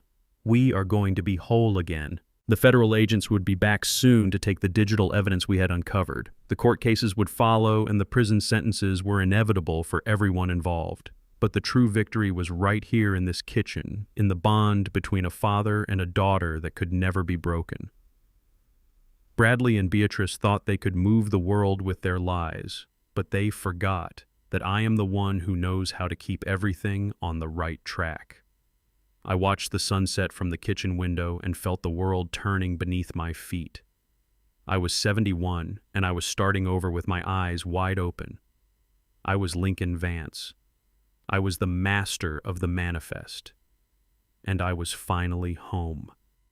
If you believe that the truth always finds its way out, then let me know in the comments below. Hit like and subscribe to see the final payoff in this journey. The trial is next, and I am ready to be the star witness in their downfall. Would you like me to continue with the next part of this plan? I stood in the kitchen and watched the digital ghosts of my retirement flicker in green text on my daughter's laptop screen. These were the alphanumeric codes, the keys to the Cayman account, and the final evidence of a life being stolen from under my feet. Tiana looked at me, her eyes tired but sharp, and she asked if we should move the money back into our accounts right now. I reached out and gently closed the laptop lid. "No, baby," I told her, my voice sounding like the low rumble of a freight engine idling in the yard. "In logistics, you never move the cargo until you have secured the destination. If we move that money now, the electronic trail will scream to the banks and the federal authorities. Bradley and Beatrice will know the vault is empty, and they will run before the cuffs are even out of the case. We keep the codes. We keep the power. But for now, we let them think they are still millionaires." I felt a cold calm settling into my bones as I realized that the true power of a shipment is not the value it holds, but the leverage it provides during the transit. For 40 years, I managed the flow of thousands of tons of steel and wood, and I knew that once you control the manifest, you control the people waiting at the terminal. I looked at the dark hallway leading to the guest room where Bradley was hiding like a rat in a shipping container. He thought he was a mastermind, but he was just a passenger on a train that had already derailed. I walked toward the back of the house, picking up a legal pad and a simple black ballpoint pen from the kitchen counter. My 71-year-old joints felt heavy, but my step was steady. I reached the guest room door and did not bother to knock. I pushed it open and found Bradley sitting on the edge of the twin bed, his head in his hands. The room smelled of sweat and desperation. The white Audi keys were sitting on the nightstand, a reminder of a man who loved luxury he never earned. He looked up at me and his eyes were bloodshot and his skin was the color of a winter sky. "Lincoln, please," he started to say, his voice a thin wire about to snap. I did not give him the chance to speak. I walked to the small desk in the corner of the room, the one I used to use for my tax returns, and I sat down. I placed the legal pad on the wood and clicked the pen. The sound was sharp in the quiet room like the snap of a lock. "Sit down, Bradley," I said, my tone flat and absolute. "I am not here to listen to your excuses, and I am not here to hear about your feelings. We are going to talk about logistics. We are going to talk about the final destination of your life." Bradley stood up slowly, his legs shaking so much I thought he might collapse. He walked to the desk and sat in the wooden chair opposite me. I could see the pulse in his neck jumping. He looked at the blank yellow paper and then at my face. He was looking for the man who used to buy him expensive dinners and laugh at his jokes. He was looking for the easy mark. But that man was gone. He was looking at a transportation director who had just found a massive discrepancy in the books. "I have the codes." "Bradley," I told him, leaning forward so he could see the cold light in my eyes. "Tiana broke into your cloud. She found the Chloe folder. She found the Cayman account details. I know exactly how much you took, and I know exactly where you put it." Bradley's mouth opened, but no sound came out. He looked like he was suffocating in the very air he was breathing. "The codes," he whispered. "You have the codes." "Yes," I said, "and I want you to understand the reality of your situation. Those codes are the only thing keeping you from a federal holding cell tonight. As of this moment, the FBI believes the money is still in transit. They are looking for the trail. If I give them those codes right now, they will trace the movement back to your personal device. They will have everything they need to bury you for 20 years. I watched the panic settle into his eyes like a dark cloud. He was a coward at his core. A man who built his life on the labor of women was never going to have the strength to face the fire. He looked toward the door, thinking about Beatrice in the master bedroom. "Lincoln, you can't do this," he whimpered. "Beatrice is your wife. She is Tiana's mother. If I go down, she goes down with me. We did this together." I smiled, and it was a cold, thin thing. "That is the point, Bradley," I said. "I know you did it together. But in my world, when a shipment is compromised, we look for the person who actually signed the manifest. We look for the person who made the decision to steal the cargo. Beatrice is my wife, but she is also the woman who mortgaged my life to buy a condo for a man who calls her a cash cow in his private messages. She has made her bed. But you, Bradley, you have a choice. You can be the one who goes down with the ship, or you can be the one who survives the wreck. I am offering you a deal, one time. I want a full written confession. I want you to detail every forged signature and every stolen cent. I want you to name Beatrice as the primary architect of the forgery. I want you to admit that she was the one who contacted David Miller at the bank." Bradley looked at the pen as if it were a venomous snake. "If I sign that I am giving you her head on a platter," he said. "Yes," I replied, "and in return I will not call the FBI tonight. I will let the audit proceed at its own pace. I will give you 24 hours of peace before the world collapses around you. It is the only leverage you have left. If you don't sign, I am walking into the living room and calling Agent Miller right now. I will tell him I have the offshore codes, and I will hand over your laptop with the Chloe folder open." Bradley was shaking now, his breath coming in ragged gasps. He looked at the hallway again, his loyalty to Beatrice being measured against his fear of a prison cell. It took less than a minute for his cowardice to win. He reached for the pen with a hand that looked like it belonged to an old man. He started to write. I sat there in silence, watching the black ink fill the yellow page. He wrote about the night Beatrice told him she had found a way to take the house. He wrote about the secret meetings at the community garden. He wrote about how Beatrice had practiced my signature for weeks until it was perfect. He wrote about the plan to leave me and Tiana with nothing while they escaped to Florida. As he wrote, he began to speak his voice, a jagged rasp of betrayal. "She told me you wouldn't care, Lincoln," he said without looking up. "She said you were tired and that you wanted to retire anyway. She said the money was just sitting there doing nothing. She was the one who pushed for the home equity loan. She said she could handle David Miller because he had a crush on her. She told me to set up the shell company in both our names so it looked like a business. I just wanted to build my app Lincoln. I just wanted a chance. I listened to him throw the woman he had slept with under the wheels of the coming train. He was painting her as the villain and himself as the misled partner. It was a lie, of course, but it was a lie that served my logistics plan perfectly. I needed that confession. I needed the physical evidence of their conspiracy to ensure that when the federal prosecutors arrived, there would be no room for a defense. I needed to divide them so they would tear each other apart in the courtroom. By the time he reached the bottom of the second page, he was sobbing, his tears falling onto the paper. He signed his name at the bottom and pushed the legal pad toward me. I picked up the paper and read every word. It was a complete and absolute betrayal of Beatrice. He had effectively signed her arrest warrant to save himself from a few extra hours of fear.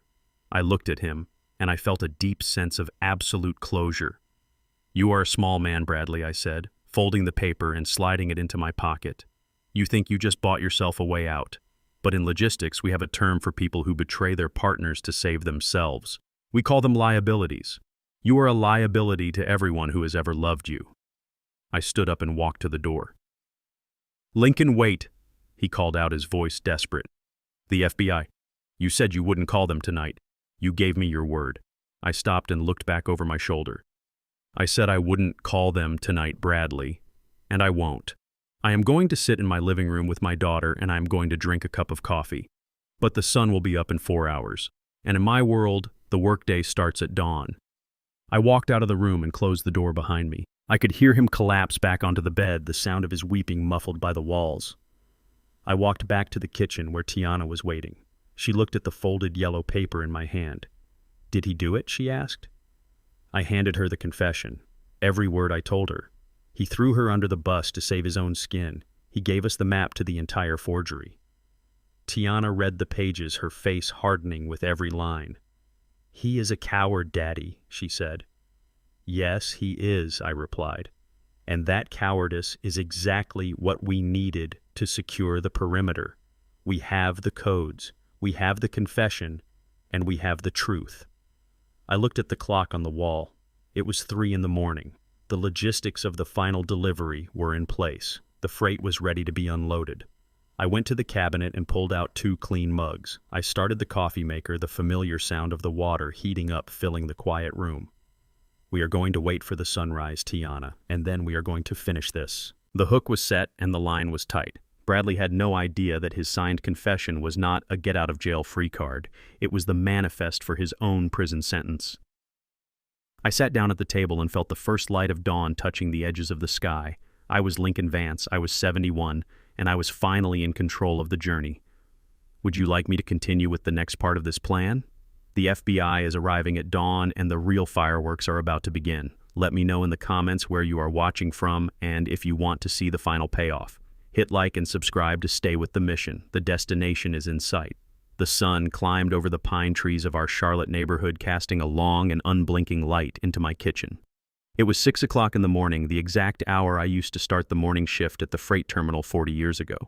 Back then, the first thing I did was check the yard for any unauthorized trailers. Today, the unauthorized trailers were sitting right in my living room, waiting for a payday that was never going to arrive. I sat at the granite island with a fresh cup of black coffee, watching the steam rise like a ghost in the morning air. Tiana was sitting next to me, her eyes red from lack of sleep, but her hands as steady as the steel beams I used to move across the country. We had the codes to the offshore account. We had the signed confession from Bradley. We had the truth. Now we were just waiting for the villains to wake up and realize they were already living in a prison of their own making. The silence of the house was heavy, broken only by the low hum of the refrigerator. Then I heard the floorboards groan upstairs. The master bedroom door opened, and the sound of stiff, pained footsteps echoed down the hallway. Beatrice appeared at the top of the stairs, still wearing those thick white medical bandages on her arms. She looked like she had spent the night rehearsing her victory speech. She walked down each step with a slow, arrogant deliberation, followed by Bradley, who was trying his best to look like a man in charge. They entered the kitchen, and the air immediately turned cold. Beatrice didn't even look at the coffee pot. She walked straight to the table and tapped her fingernails on the granite. 48 hours, Lincoln? She said, her voice sounding like dry paper.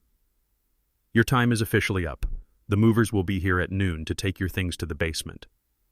Bradley has already contacted a contractor to begin remodeling the master suite. We are moving forward with the B&B consulting expansion. I hope you spent your last night in that bed well, because from now on, you are just a tenant in my house. Bradley stepped forward, crossing his arms and trying to look imposing despite the fact that his left leg was still trembling from the pain of his skin grafts. He looked at Tiana and gave her a look of faux pity.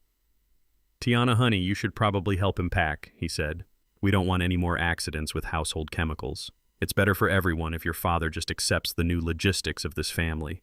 I took a slow sip of my coffee, feeling the heat move down my throat. I looked at Bradley and then at Beatrice. I saw two people who thought they had mastered the art of the heist. They thought they had found a loophole in my life and crawled through it like rats. I didn't get angry. I didn't raise my voice. I just reached into the drawer next to me and pulled out a heavy blue binder that I had kept hidden for years. I laid it on the granite island with a solid, echoing thud. You keep talking about logistics, Bradley, I said, my voice low and steady. But you clearly don't know the first thing about tracking a title. You and Beatrice spent 18 months planning how to steal the equity from this house. You forged my name on a mortgage for $500,000. You worked with David Miller to bypass the verification logs. You thought you were being clever. But in the transportation business, we have a saying. You can't move a load if you don't own the trailer. I opened the blue binder and turned to a page with a gold embossed seal at the bottom. I pushed it across the counter toward Beatrice. Her eyes narrowed as she looked at the text. She started to read, and I watched the smug expression on her face slowly begin to crumble into a mask of pure confusion. What is this, Lincoln? She hissed. This looks like some old estate paperwork. It doesn't change the fact that I have a signed mortgage for $500,000. I leaned forward, resting my elbows on the counter. That is where you are wrong, Beatrice, I said. You see, the Lincoln and Beatrice Family Trust was the entity that owned this house for 30 years. You had access to it. You were a co-trustee. That is why you thought you could mortgage the property. But 2 years ago, I started noticing the discrepancies in our accounts. I saw the way you were whispering to David Miller at the bank. I saw the way you were looking at me like I was a broken piece of equipment. So I did what any good director does when he suspects internal theft. I secured the asset. 2 years ago, I legally dissolved the Lincoln and Beatrice Family Trust. It was terminated 24 months ago. The paperwork you are looking at is the filing with the county clerk. Beatrice shook her head, her hands beginning to tremble. That's impossible, she whispered. I never signed anything to dissolve the trust. I didn't need you to sign it, I replied. The trust was structured so that the primary grantor had the power of revocation. That was me. And once I dissolved that trust, I moved the title of this house. It is no longer in our names. It is held in an irrevocable charitable remainder trust. I donated the future interest of this house to a foundation that provides housing for disabled veterans. I kept a life estate, which means I have the legal right to live in this house until the day I die. But I do not own the equity. I do not own the deed. And most importantly, you do not own a single brick of this property. You are not a trustee. You are not an owner. You are just a guest who has finally run out of time." The room went deathly silent. Bradley reached out and grabbed the binder, flipping through the pages with a frantic desperation. "No, this can't be right," he stammered. "If the house is in a trust for a charity, then the mortgage we took out—" I finished the sentence for him. "The mortgage you took out is a legal phantom, Bradley. You cannot mortgage property that you do not own." Because the house was already titled to the charitable remainder trust, Beatrice had no legal standing to use it as collateral. She committed a massive fraud against the bank by claiming she had the authority to borrow against this house. The $500,000 that David Miller pushed through for you was based on a lie. And the corporate board at the bank has already figured that out. I called the regional vice president this morning. They have reviewed the trust documents and they are voiding the mortgage against the property because it is a legally impossible document. Beatrice collapsed into a kitchen chair, her face turning the color of wet ash. "So, the money is gone," she gasped. "No, the money isn't gone," I said, and a cold smile touched my lips. "That is the beauty of the logistics trap I've set for you. The bank cannot take the house because the house belongs to a charity, but they are still out $500,000. They aren't just going to forget about that. Because the mortgage is void, the loan has been reclassified. It is no longer a secured home equity loan. It has been converted into a personal, unsecured debt in your name only, Beatrice. And since you obtained that loan through fraudulent means, the bank has triggered the high-risk penalty clauses in the fine print. You now owe the bank $500,000 at a default interest rate of 18%. And because Bradley signed a confession last night admitting that you were the architect of the forgery, you are the only one the bank is going to come for." Bradley looked at Beatrice and then at me. His eyes were wide with a sudden sharp realization that he was tied to a sinking ship. 18%, he whispered. "That's $90,000 a year in interest alone. We don't have that kind of money." Beatrice looked at Bradley, her eyes filling with a sudden vicious hatred. "You signed a confession," she shrieked, her voice cracking. "You told him everything. You threw me to the wolves to save yourself." Bradley backed away, his hands held up in defense. "I had to, Beatrice. He had the codes. He had everything. I was just trying to find a way out." I stood up and straightened my suit jacket, feeling the weight of 40 years of integrity sitting behind me. "You thought you were the one who understood how to move things, Beatrice. You thought you could just siphon my life away and leave me with the bill. But you forgot that in my world, the manifest always catches up to the cargo." "You wanted a new life in Miami," I said, looking down at her. "Well, now you have a new life of debt. The bank is already preparing the civil suit. The federal auditors are preparing the criminal charges. And since the money is currently sitting in an offshore account that Tiana has already flagged for the authorities, you have no way to pay any of it back. You aren't moving into the master suite, Bradley, and I am not moving into the basement. You are both leaving this house right now. You have 10 minutes to get your things and get off my property before the sheriff arrives to trespass you. The house is a fortress again. It belongs to the veterans now, and they don't have room for thieves." Beatrice looked around the kitchen, the room where we had raised our daughter and shared 1,000 meals. She looked at me, and for the first time in years, she saw the man I really was. She saw the director. She saw the man who knew every signal and every switch on the track. She realized that she had lost everything for a man who didn't even have the courage to stand by her when the pressure got high. She didn't say a word. She just stood up, her bandages stark against her skin, and walked toward the door. Bradley followed her, looking like a ghost. I watched them walk out of my house and down the driveway. I watched as they got into their rental car and pulled away, leaving behind the ruins of their greed. I turned to Tiana, and she was smiling a real smile this time. "We did it, Daddy," she said. "Yes, we did, baby," I replied. "The logistics were perfect. The cargo is delivered, and the house is finally clean." I took another sip of my coffee, watching the sun fill the room. The debt was hers, the house was mine, and the future was finally open. Life moves on, and it moves on with the people who know the value of a bond that actually holds. Before I finish this journey, let me know what you think of the payoff. Hit like and subscribe to see how the final sentencing goes down. The ultimate closure is just one step away. Would you like me to tell you what happened when the bank finally called her for the first payment? The sun had set over the Charlotte skyline, but the lights at the Royal Oak Country Club were burning with an artificial brilliance that could be seen for miles. This was the place where the black elite of North Carolina came to see and be seen. It was a world of silk ties and mahogany bars, and tonight my wife Beatrice was the self-appointed queen of the ballroom.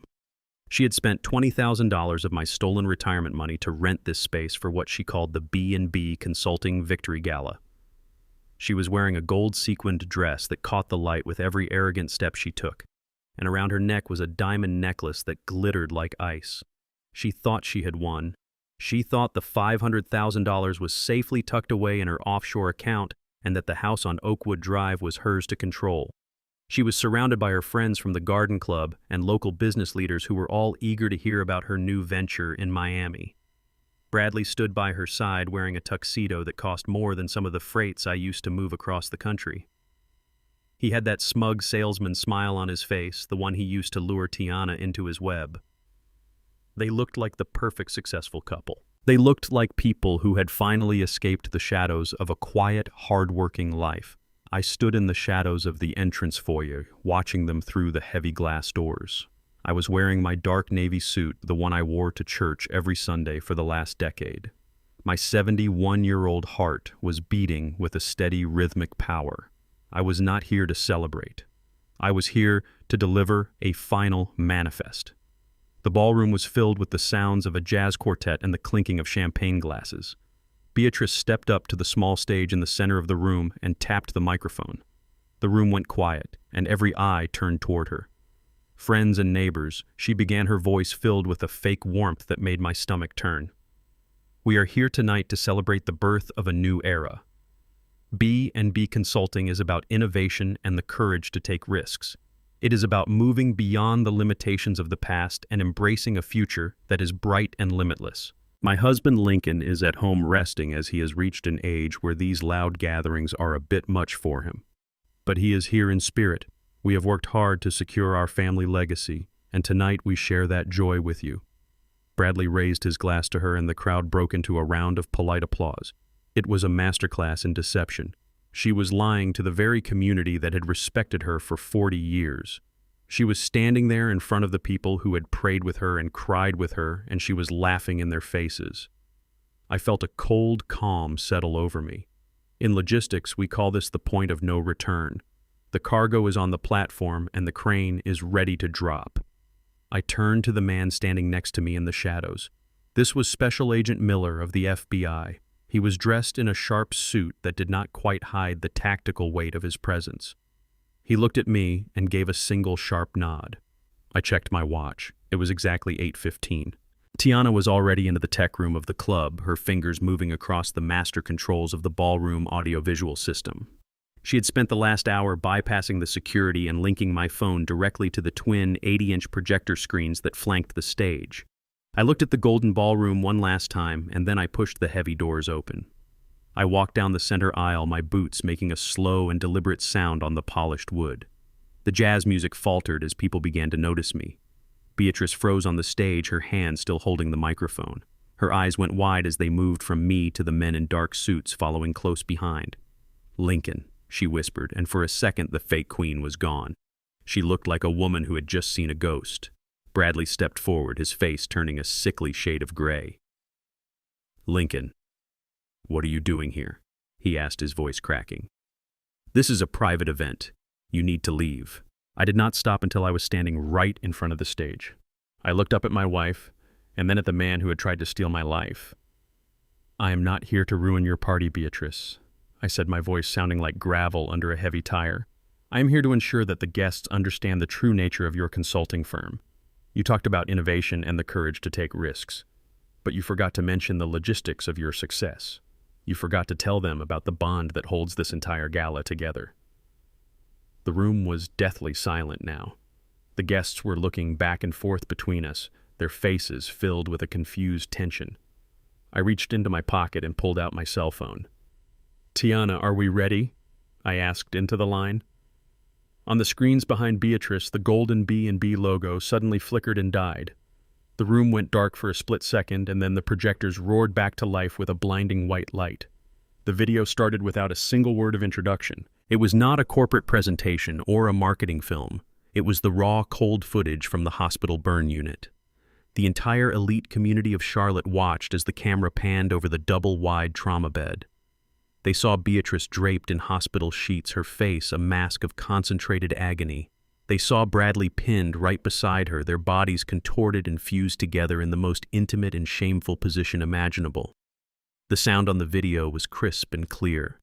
The guests heard the high-pitched, pathetic whimpers of Bradley and the jagged, rhythmic gasping of Beatrice. They heard the doctors talking about industrial adhesives and surgical skin grafts. They heard the head surgeon shouting about tissue damage and irreversible bonds. A collective gasp of horror moved through the ballroom like a wave. People covered their mouths and turned their heads away, but the screens were too big to ignore. They saw the lube bottle sitting on the nightstand, the one I had filled with liquid consequences. They saw the look of soul-crushing shame in Beatrice's eyes as she realized her treachery had been captured on film. I stood there in the center of the room and watched my wife crumble.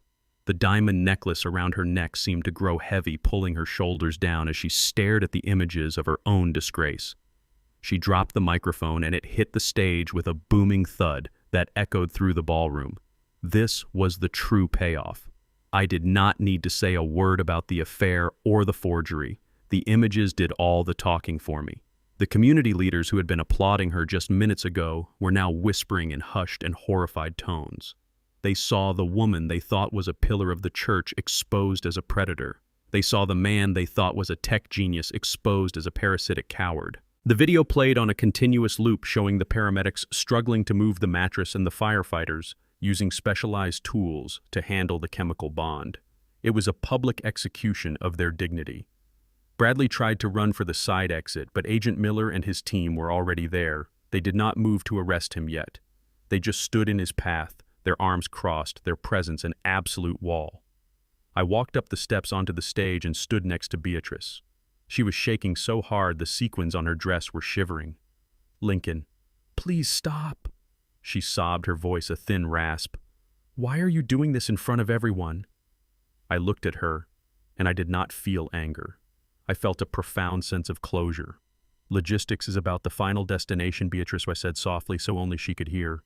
"You wanted to be seen. You wanted the world to know how successful you were.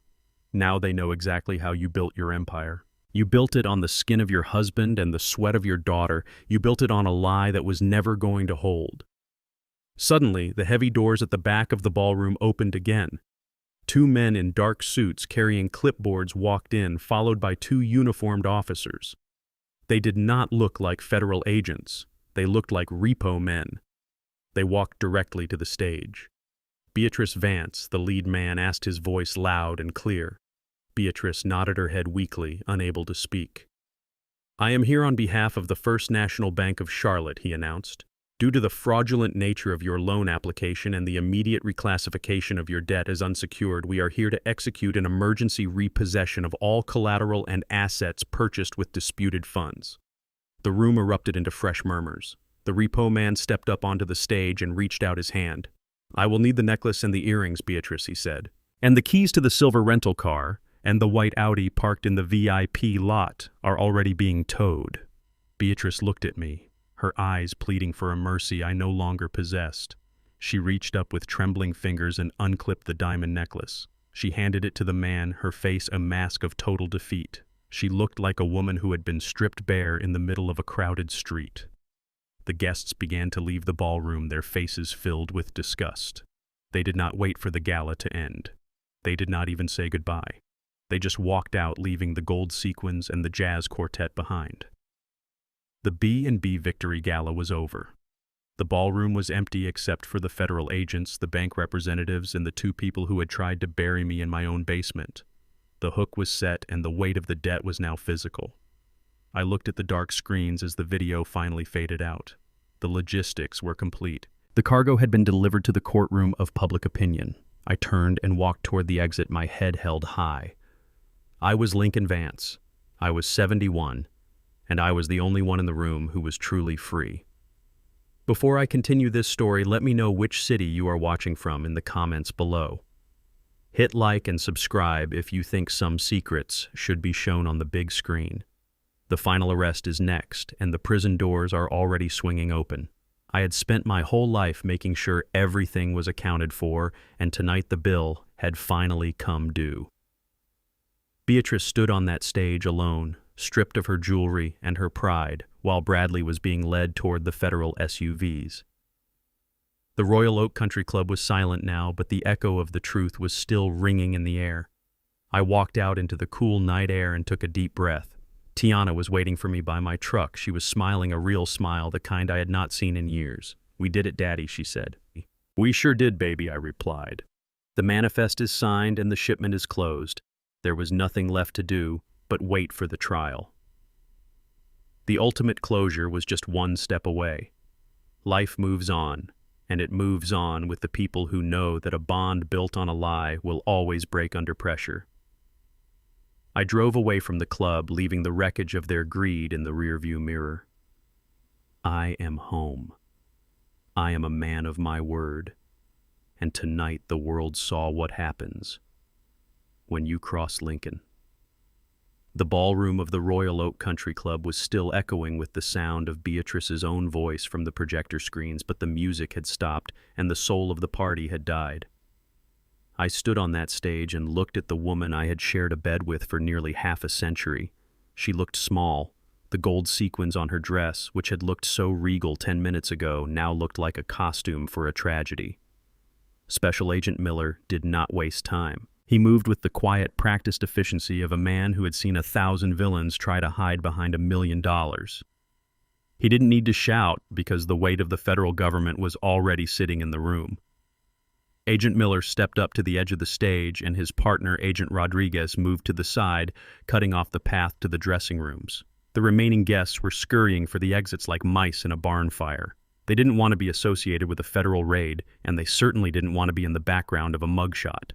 I stayed right where I was, leaning my weight back on my heels. I felt like a conductor watching the final notes of a long symphony. "Beatrice Vance, you are under arrest for multiple counts of interstate wire fraud, bank forgery, and identity theft," Agent Miller said. His voice was calm and professional, but it carried a finality that made Beatrice drop to her knees right there on the polished wood. She reached out toward me, her hands still wrapped in the thin gauze from the skin grafts. "Lincoln, please tell them it was a mistake," she sobbed. "Tell them we can pay it back. I just wanted us to have more." I looked down at her, and for the first time in 45 years, I didn't see my wife. I saw a compromised asset. I saw a broken seal. In the logistics business, you don't keep cargo that has been contaminated. You document the loss and you move on. "Beatrice," I said, my voice low and steady, "you didn't want us to have more. You wanted to have a life that didn't include me. You wanted a condo in Miami and a man who called you a cash cow. You paid for this gala with my sweat and your daughter's future. There are no mistakes here. There is only the bill, and it is due right now." Agent Rodriguez moved behind her, and I heard the sharp ratcheting sound of steel handcuffs. The sound was so crisp in the quiet room it felt like a door slamming shut in a deep vault. Beatrice shrieked as the metal touched her skin, but the agents didn't flinch. They lifted her up and began to lead her down the stage steps. That was when I looked at Bradley. He was standing near the buffet table looking like a cornered rat. His tuxedo was wrinkled and he was sweating so much his hair was plastered to his forehead. He saw the agents moving toward him, and his panic finally boiled over. He didn't have a plan. He didn't have a lawyer. He just had a lizard brain instinct to run. He turned and bolted for the glass doors that led to the terrace in the parking lot. I watched him go, and I didn't even move a muscle. I knew exactly what was going to happen. Logistics is about understanding the limitations of the machinery, and Bradley's machinery was broken. Bradley tried to sprint, but the moment his left foot hit the ground, he let out a jagged cry of pain. The skin grafts on his leg and torso were only a week old. Every time he stretched his body, the scar tissue pulled and the internal stitches burned. He was trying to run like an athlete, but his body was reminding him of the industrial glue incident. He limped and stumbled through the glass doors, gasping for air like he was drowning. Agent Miller didn't even run. He just walked at a steady pace, speaking into his radio. "Suspect is mobile, headed for the north parking lot. He is injured. Close the perimeter." I followed them out onto the terrace. The air was cool and the smell of jasmine was thick in the night breeze. I watched Bradley reach the gravel path. He was staggering now, clutching his side, his face contorted in a mask of pure agony. He reached the edge of the VIP lot where his white Audi was parked. He fumbled for his keys, his hands shaking so violently he dropped them into the dark gravel. He dropped to his knees to find the keys, and that was when the blue and red lights exploded into life. 4 unmarked SUVs swerved into the lot, blocking the exit. Bradley looked up, and his eyes were wide with a primal terror. He tried to stand up to turn back toward the club, but he was too slow. 2 tactical agents stepped out of the lead vehicle. "Bradley Smith, stay on the ground," they commanded. Bradley didn't listen. He tried to make one last desperate dash toward the woods at the edge of the property. He took 3 lunging steps, and then his leg finally gave out. He collapsed forward, his face hitting the gravel with a heavy thud. Before he could even draw another breath, the agents were on him. They tackled him into the dirt, pinning his arms behind his back. I stood at the edge of the terrace and watched the man who had tried to bury me being ground into the NC soil. He was screaming about his skin grafts and his rights, but the agents didn't care. They hauled him up and slammed him against the hood of a squad car. The scene was a chaotic blur of flashing lights and radio chatter, but Tiana moved through it like a ghost. She had been waiting in the shadows of the club entrance holding a thick, white envelope. She didn't look like the woman who had cried in the hospital. She looked like a software engineer who had just deleted a virus from her system. She walked across the gravel, her heels clicking with a rhythmic authority. Bradley was slumped against the squad car, his tuxedo ruined and his face covered in dust. He saw her coming, and for a split second he tried to put on that old salesman smile. "Tiana, baby, please," he whispered. "You have to tell them. You have to get me a lawyer." Tiana didn't say a word. She didn't look at his bruised face or his pathetic tears. She reached the car and looked him dead in the eye. She held the envelope out, but Bradley couldn't take it because his hands were already cuffed. Tiana didn't care. She tucked the envelope firmly into the front pocket of his tuxedo. "Consider this the final update to your life, Bradley," she said. Her voice was cold and clear, cutting through the noise of the sirens. "Those are the divorce papers. I've already filed for an emergency annulment based on fraud and criminal conspiracy. You're not getting a dime of my 401k, and you're never seeing me again. You wanted to innovate a new life. Well, here it is." I saw Bradley's face completely shatter. The realization that he had lost his cash cow and his get-out-of-jail-free card hit him harder than the tackle. He began to wail a high-pitched sound that echoed off the luxury cars in the lot. Tiana turned her back on him and walked toward me. She didn't look back once. I put my arm around my daughter's shoulders and we stood there together watching the federal agents load the cargo. Beatrice was being placed in the back of the first SUV, her gold sequins shimmering under the strobe of the police lights. Bradley was being shoved into the second. The logistics of their heist had finally reached the terminal. Agent Miller walked over to us and tipped his hat. "We have the codes Tiana provided, and we have the physical evidence from the office. The bank forgery charges are solid, and the interstate wire fraud carries a mandatory minimum. They won't be seeing the sun for a long time, Mr. Vance." I nodded and thanked him. I looked at the Royal Oak Country Club one last time. It was just a building now. The elite guests were gone, and the jazz music was a memory. The fortress I had built for 45 years was still standing, but the people who had tried to rot it from the inside were being hauled away in steel cages. Tiana looked at me, and I saw the strength in her eyes. "Daddy, let's go home," she said. I smiled and pulled my truck keys from my pocket. In my world, when a shipment is delivered, you don't hang around the dock. You close the manifest, and you head for the next job. We climbed into my Ford, and I started the engine. The rumble of the V8 was a comforting sound, a reminder of the thousands of miles I had traveled with integrity. As we pulled out of the parking lot, I saw the 2 SUVs pulling away in the opposite direction toward the federal holding facility in downtown Charlotte. Beatrice and Bradley were headed for a destination they never planned for. I looked at Tiana, and I knew we were going to be okay. The house on Oakwood Drive was finally clean. The legacy was safe. And for the first time in 71 years, I didn't have to worry about the logistics of someone else's lies. I drove through the night, the red tail lights of the federal vehicles fading into the distance. Life moves on, and it moves on with the people who know that a bond built on truth is the only thing that won't break under pressure. I am Lincoln Vance. I am home, and I am free. Before I finish this story, let me know in the comments where you are watching from. Hit like and subscribe if you want to see the final sentencing. Would you like me to tell you what I said to Beatrice the first time I visited her in prison? The morning after the country club gala felt like the first breath of clean air after being trapped underwater for a very long week. I sat in the high-ceilinged office of the federal building in downtown Charlotte, watching the sun reflect off the glass skyscrapers. Special Agent Miller sat across from me, and Marcus Julian, my forensic accountant, was by my side. The room was quiet except for the steady hum of a computer server in the corner. Miller pushed a thick folder toward me, and for the first time in months he had a small, satisfied smile on his face. "Lincoln, we have officially secured the offshore brokerage account in the Cayman Islands," he told me.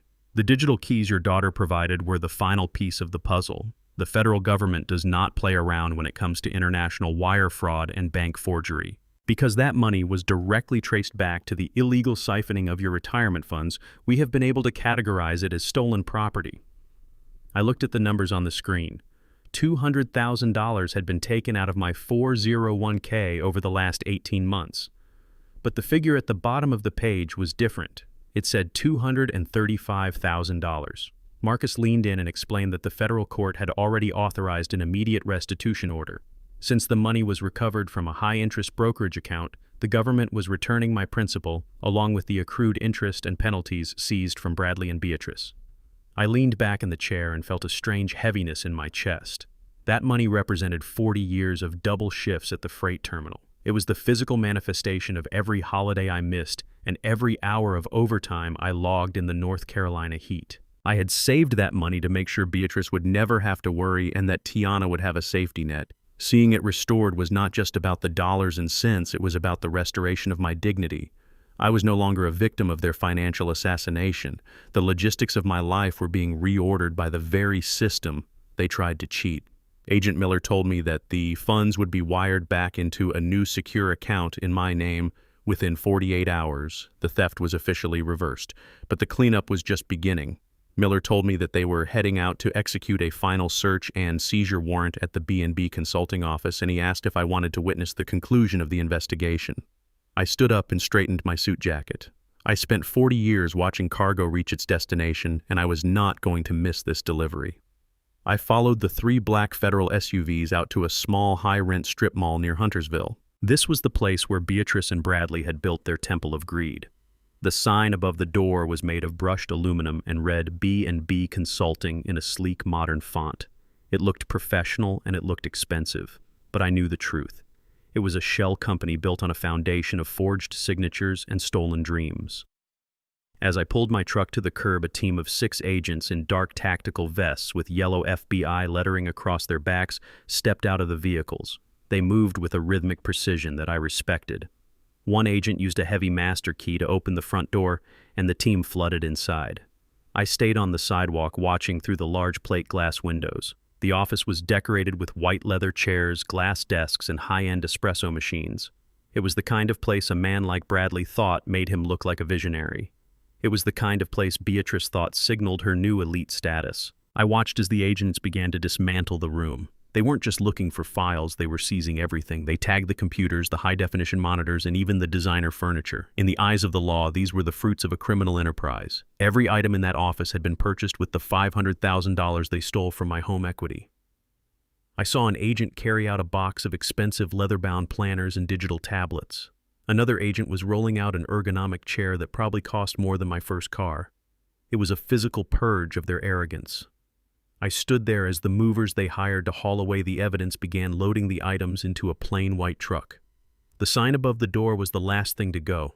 An agent used a crowbar to pry the aluminum letters off the brick. B&B Consulting was no longer an entity. It was just a pile of scrap metal on the sidewalk. I felt a cold sense of justice watching that sign fall. They thought they were building a kingdom, but they were just decorating a crime scene. While the agents were clearing the office, Marcus walked over to my truck holding a legal document he had just received from the bank's corporate legal team. "Lincoln, there is one more thing you need to see," he said. "This is the fallout from the mortgage voiding." I took the paper and read it carefully. Because I had dissolved the family trust and moved the house title into a charitable remainder trust years ago, the bank had officially declared the $500,000 mortgage as legally void against the property. The house was safe. The title was clean. But the bank was still out $500,000, and they were not about to take that loss lying down.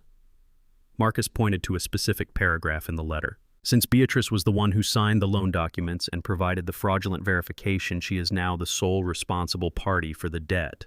The bank has reclassified the entire $500,000 as an unsecured personal loan in her name only. And because the loan was obtained through criminal fraud, the bank has applied the maximum default interest rate of 18%. I looked at the math in my head. 18% of $500,000 was $90,000 a year in interest alone. That was $7,500 every single month just to keep the debt from growing. And because the federal government had just seized the offshore account and every asset in the consulting office, Beatrice had zero liquid capital. She had no savings, no property, and no income. She was sitting in a federal holding cell, realizing that her new life of luxury was actually a mountain of unpayable debt. The bank had already filed a civil judgment against her that would follow her for the rest of her life.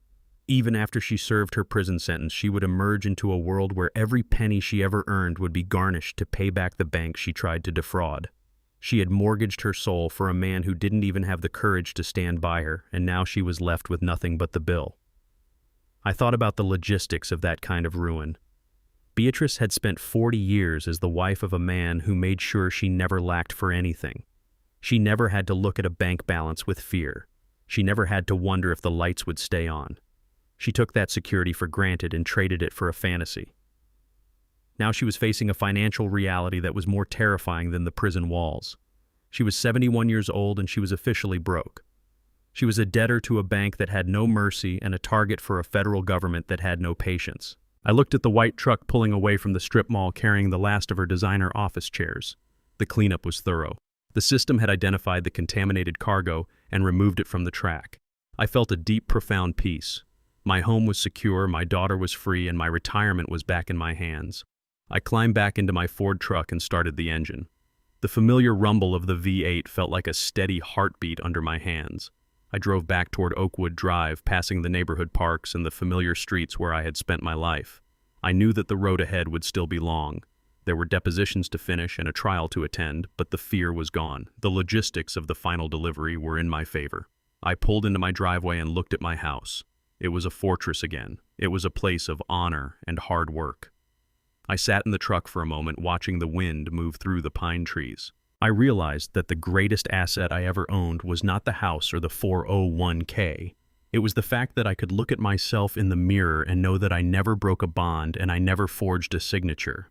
I was Lincoln Vance, I was 71, and I was whole. Before I continue this story, I want to know what you think about the bank's move. Is 18% interest a fair price for betrayal? Let me know in the comments below where you are watching from. Hit like and subscribe if you want to see the final courtroom showdown where Beatrice and Bradley finally face the judge. The ultimate closure is coming and you do not want to miss the final sentence. Would you like me to tell you what Tiana did with her half of the recovered funds? I have one more surprise in store for this family. The manifest is almost closed. Stay with me for the final chapter of this journey. Justice is a long road, but it always leads back home. The seasons had changed from the humid heat of a North Carolina summer to the crisp bite of a late autumn morning. 6 months is a significant block of time in the logistics industry. In SAO months, you can move thousands of containers across the ocean or rebuild a damaged rail line from the ground up. For me, those SAO months were a long, quiet wait for the final manifest to be signed. I sat in the front row of the United States District Court in downtown Charlotte wearing the same navy blue suit I had worn to the country club gala. Beside me, Tiana sat with her back straight and her eyes fixed on the empty judge's bench. We were not there to argue or to plead. We were there to witness the delivery of justice. The courtroom was a place of high ceilings and heavy wood, and the air smelled of floor wax and old paper. It was a room designed for the absolute truth. I looked at the heavy brass seal on the wall and felt a sense of calm that had been decades in the making. My 71-year-old hands were steady on my knees. I had done my job. I had documented the theft. I had secured the assets. Now I was just waiting for the final signature from the highest authority in the land. The logistics of my life had finally reached the final terminal, and I was ready for the unloading process to begin. The side door of the courtroom opened with a heavy mechanical click that sounded like a lock engaging on a high-value trailer. 2 armed federal marshals walked in leading the prisoners. My heart didn't race. I just watched with the cold focus of a man inspecting a damaged shipment. Beatrice came first. The woman I had spent 45 years with was gone. In her place was a hollowed-out version of the Queen of the Garden Club. She was wearing a baggy orange jumpsuit that made her dark skin look sallow and tired. There were no diamonds around her neck and no gold sequins on her shoulders. Her hair, which she used to spend hours styling, was a dull gray nest gathered in a messy knot. She walked with a slow, shuffling gait, Boy V of the heavy iron shackles around her ankles. She didn't look at the gallery. She didn't look at me. She kept her eyes on the scuffed floor as she was led to the defense table. She looked like a woman who had finally realized that the luxury life she tried to steal was a hallucination. Behind her came Bradley. If Beatrice looked tired, Bradley looked like a ghost. He was also in orange, and the shackles on his wrists clinked with every step. He was limping heavily, his left leg dragging slightly. The skin grafts from the industrial glue incident had healed into jagged purple scars that pulled at his skin with every movement. The polished salesman was dead. The visionary tech mogul was a memory. He looked like a frightened boy who had finally run out of lies. They sat at the defense table with their court-appointed lawyers who looked like they were ready to be anywhere else. The federal prosecutor, a sharp woman named Sarah Jenkins, stood up and began to read the final summary of the case. She spoke about the logistics of the betrayal with a clinical efficiency. She detailed how Beatrice had spent years siphoning my retirement funds into the B&B consulting shell company. She showed the court the forged mortgage documents and the records of the internal conspiracy with David Miller at the bank. She spoke about the secret Miami condo and the cold plan to leave me and Tiana homeless while the bank foreclosed on our family history. But then she turned her attention to the evidence Tiana had pulled from the cloud. She spoke about the second layer of fraud that Bradley had been running. Tiana had uncovered that Bradley wasn't just stealing from me. He had used the B&B consulting name to solicit investments from elderly veterans and local church members for his fake tech startups. He had taken hundreds of thousands of dollars from people who had nothing else to give. He had been running a classic Ponzi scheme right under our noses, using my name and my reputation to provide a sense of legitimacy. Judge Whitaker entered the room and the entire gallery stood in silence. He was a man with white hair and eyes that looked like they were carved from granite. He sat down and spent a long time looking at the documents in the folder. He looked at Beatrice and then at Bradley with a look of profound disappointment. The silence in the room was a physical weight that pressed against my chest. When he finally spoke, his voice was deep and resonant, filling every corner of the marble hall. "I have seen many cases of greed in this room," he began. "But this case is particularly offensive to the conscience. You didn't just steal money. You tried to dismantle the life of a man who worked 40 years to provide for you. You tried to steal the legacy of a daughter who loved you unconditionally. You used the tools of your family to build a prison for them, Beatrice Vance. You were the architect of this forgery. You were the one who broke the most sacred bond of marriage for the sake of a man who viewed you as nothing more than an ATM." The judge turned a page in the file, his fingers moving slowly. "For the charges of grand larceny and the first-degree forgery of a deed of trust and identity theft, I sentence you to serve 10 years in a federal correctional facility." I heard a sharp intake of breath from Beatrice. She slumped forward, her forehead hitting the wood of the table with a soft thud. She began to sob, a thin, jagged sound of a woman who had finally hit the wall at the end of the track. The judge did not offer her a second of comfort or a single glance of mercy. He turned his gaze to Bradley. "Mr. Smith, you are a predator," he said, his voice dropping to a dangerous octave. "You didn't just participate in a theft. You orchestrated a multi-state wire fraud scheme, and you preyed on the vulnerable members of this community. You stole from veterans who bled for this country, and you stole from the elderly who had nothing but their savings. You thought your digital expertise and your salesman charm made you untouchable. You were wrong. Because of the separate counts of wire fraud and the investment fraud discovered during the audit, I am sentencing you to serve 15 years in a federal high-security prison." The room was deathly quiet as the weight of 15 years settled onto Bradley's shoulders. 15 years. Bradley looked up at the ceiling, his mouth hanging open as if he were trying to catch a breath of air that wasn't there. He tried to speak, to say something about his rights, but the marshals were already standing over him. The judge looked at me for the first time in the entire proceeding. "Mr. Vance, I hope you and your daughter can find peace in the truth," he said. The manifest was closed. The signature was final. The cargo was being delivered to its ultimate destination. The marshals moved with a practiced speed. They didn't give Beatrice and Bradley a chance to say goodbye. They didn't let them touch or even look at each other one last time. They were grabbed by their orange sleeves and pulled toward the side doors. Beatrice was screaming now, calling out my name and begging Tiana for forgiveness with a desperation that was too late to matter. Bradley was just silent, his eyes glazed over with a shock that was deeper than any physical pain he had ever felt.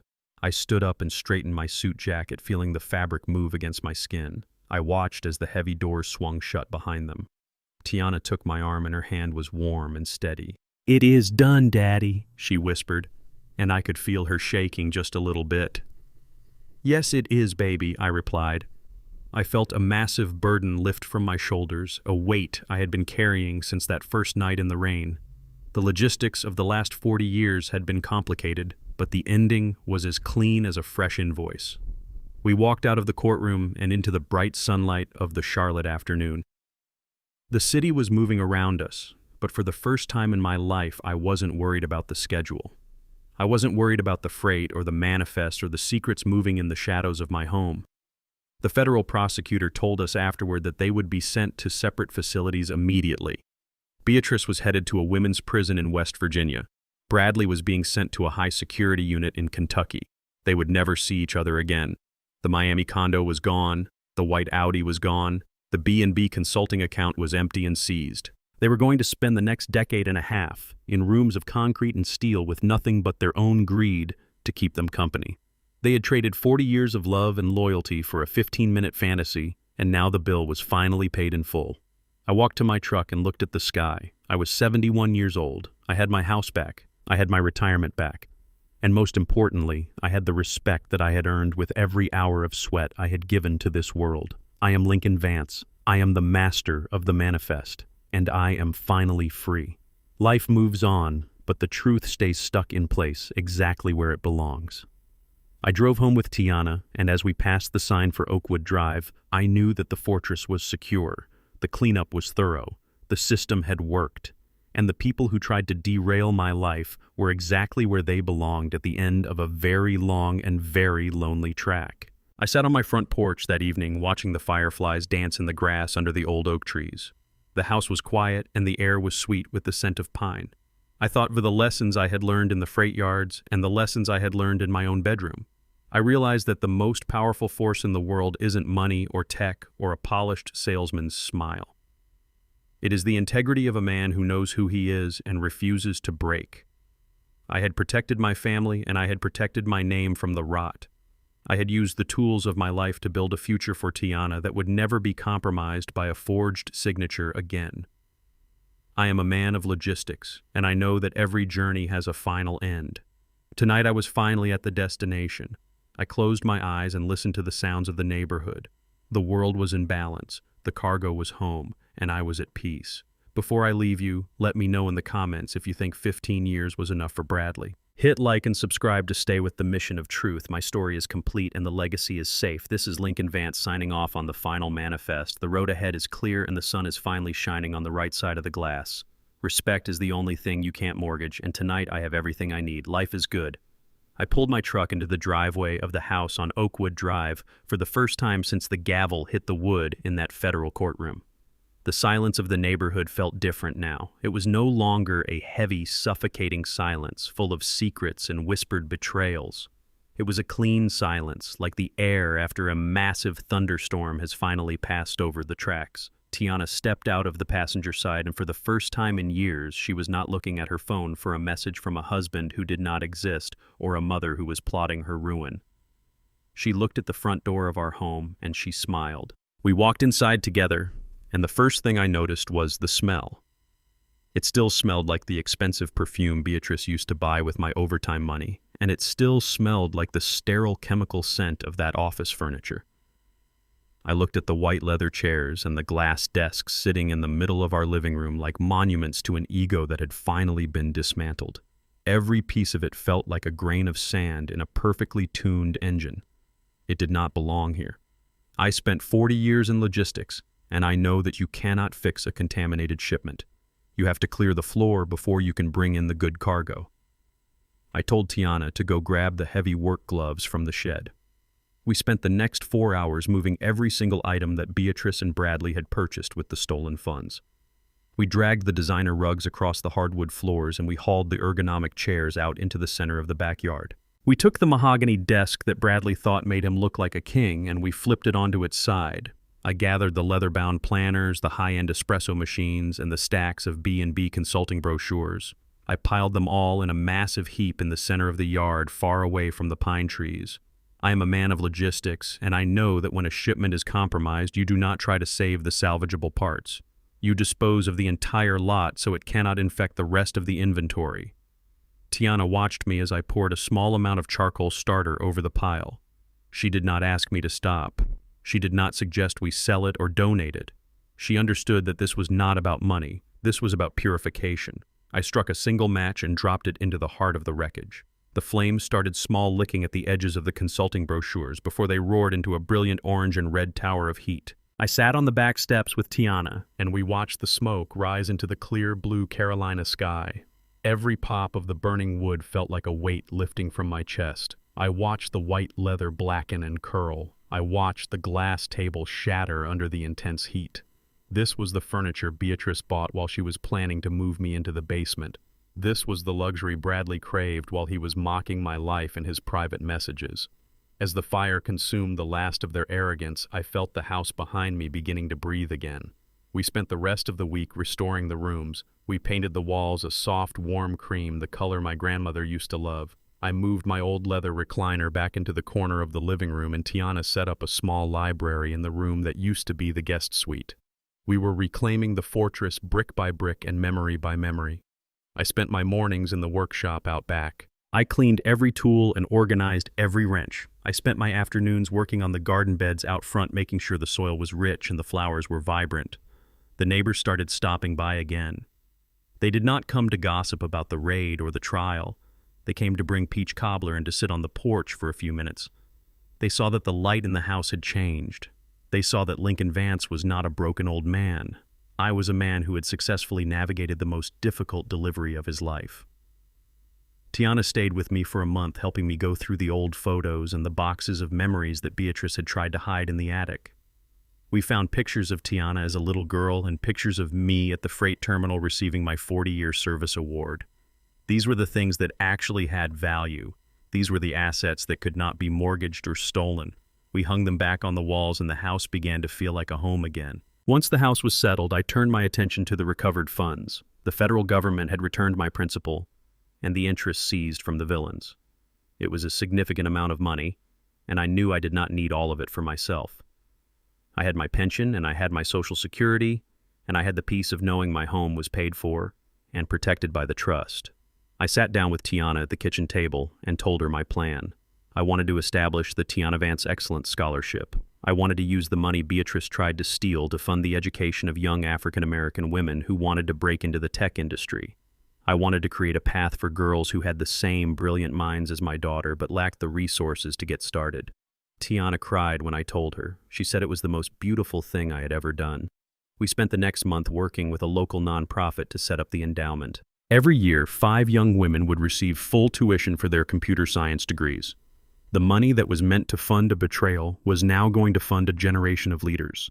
It was the ultimate logistics pivot. We turned a total loss into a permanent gain. I remember the first award ceremony we held at the community center. I stood on the stage and looked out at 5 young women who had big dreams and bright eyes. I thought about how Beatrice and Bradley tried to use their intelligence to destroy people.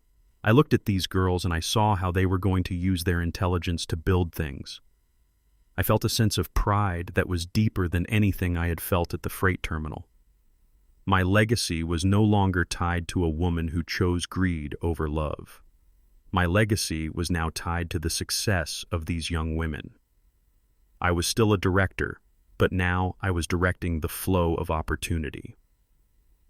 Tiana stood next to me, and I knew that she was finally proud of the name Vance. We were not the victims of a scandal. We were the founders of a future.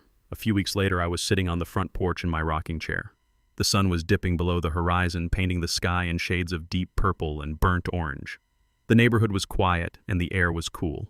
The mail carrier had just come by and left a small stack of envelopes on the side table. I sorted through them until I found a thin white envelope with a purple stamp in the corner.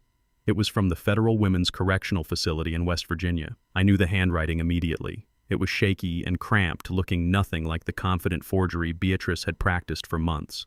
I opened it and read the first few lines.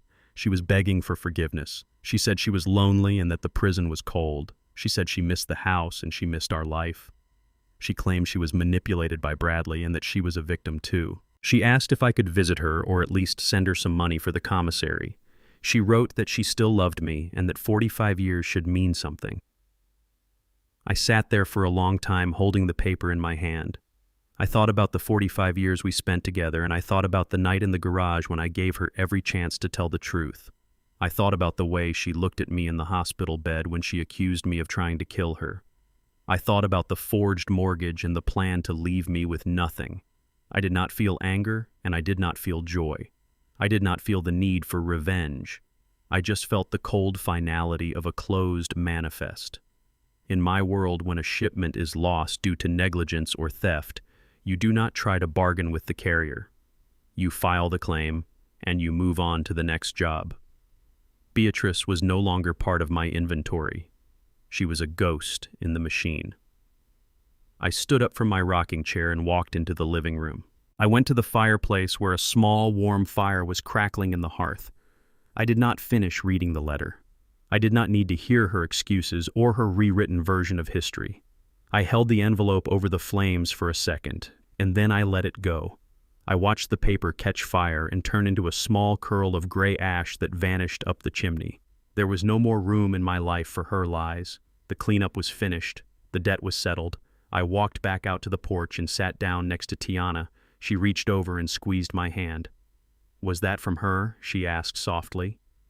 I nodded and looked out at the street. "It does not matter anymore," I told her. "The shipment has been delivered. We are home. I am Lincoln Vance. I am 71, and I am finally at peace. The fortress is standing strong and the future is bright." I closed my eyes and listened to the sounds of the night.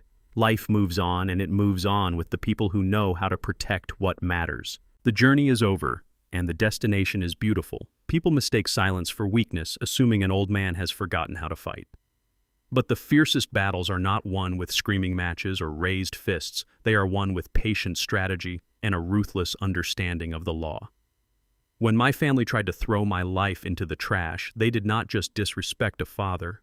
They awakened a man who had survived storms long before they were born. I did not have to destroy their lives. I simply handed them the shovel and let their own greed dig a federal grave. Respect is mandatory, and honor is a life estate that no one can take away. If you believe that justice should always prevail for those who work hard and stay true, then let me know in the comments below. Hit like and subscribe to keep the truth moving forward. This is our house now. This is our peace. Would you like me to tell you what happened when the first scholarship recipient graduated with honors, or should we talk about the new community center Tiana helped build in my name? The logistics of a good life are endless when you build on a foundation of truth. Stay strong, and never let anyone tell you that you are too old to defend your legacy. I am Lincoln Vance, and my manifest is finally clear.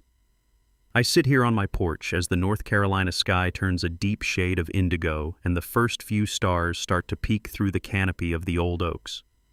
The air is cool and clean, and for the first time in my 71 years, I finally understand what true silence sounds like. It is not the silence of an empty house or the silence of things left unsaid. It is the silence of a man who has finished a long, difficult shift and knows that every single item on his manifest has been accounted for and delivered to its rightful place. I look at my hands resting on the arms of this rocking chair. They are the hands of a man who spent decades moving freight through storms and over mountains, ensuring that the world kept spinning even when no one was watching. People look at a man my age and they see a passenger. They see someone who is just waiting for the next stop. But they forget that the most experienced engineers are the ones who know exactly how to stay quiet while the engine is running at full power. I sat through the betrayal of my wife and the treachery of my son-in-law without making a single sound because I knew that in the world of logistics, you do not win by being the loudest person in the room. You win by being the one who controls the switches and the signals. I watched them walk through my home like they already owned the deed. I listened to them laugh about my aging mind while I was meticulously documenting their every move. Patience is not just a virtue in my world. It is the most lethal weapon an honest man possesses. The house feels different now. It is a fortress again, but it is no longer a fortress built for two people who did not deserve the protection. It is a home that serves a higher purpose. Every time I hear Tiana laughing in the kitchen or I see her working on the scholarship fund, I am reminded that the truth is the only foundation that can withstand a storm. Tiana is the best part of my legacy. She has my focus and she has a heart that finally knows its own worth. She does not look back at the wreckage of her marriage with regret anymore. She looks at it as a bug in the code that has finally been patched. We spent 40 years building a life that was almost stolen by greed, but in the end, the greed was the very thing that provided the evidence for their downfall. I think about the fire we built in the backyard and the way the smoke carried away the scent of their lies. I think about the look on Beatrice's face in the courtroom when she realized that a man who understands logistics never leaves a door unlocked.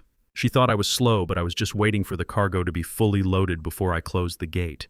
I do not feel the weight of anger in my chest tonight. Anger is a heavy load that burns too much fuel, and I have a long journey ahead of me still. I feel a sense of absolute clarity. I did not have to raise a hand or shout a single word to dismantle their lives. I simply used the system they tried to cheat to hold them accountable.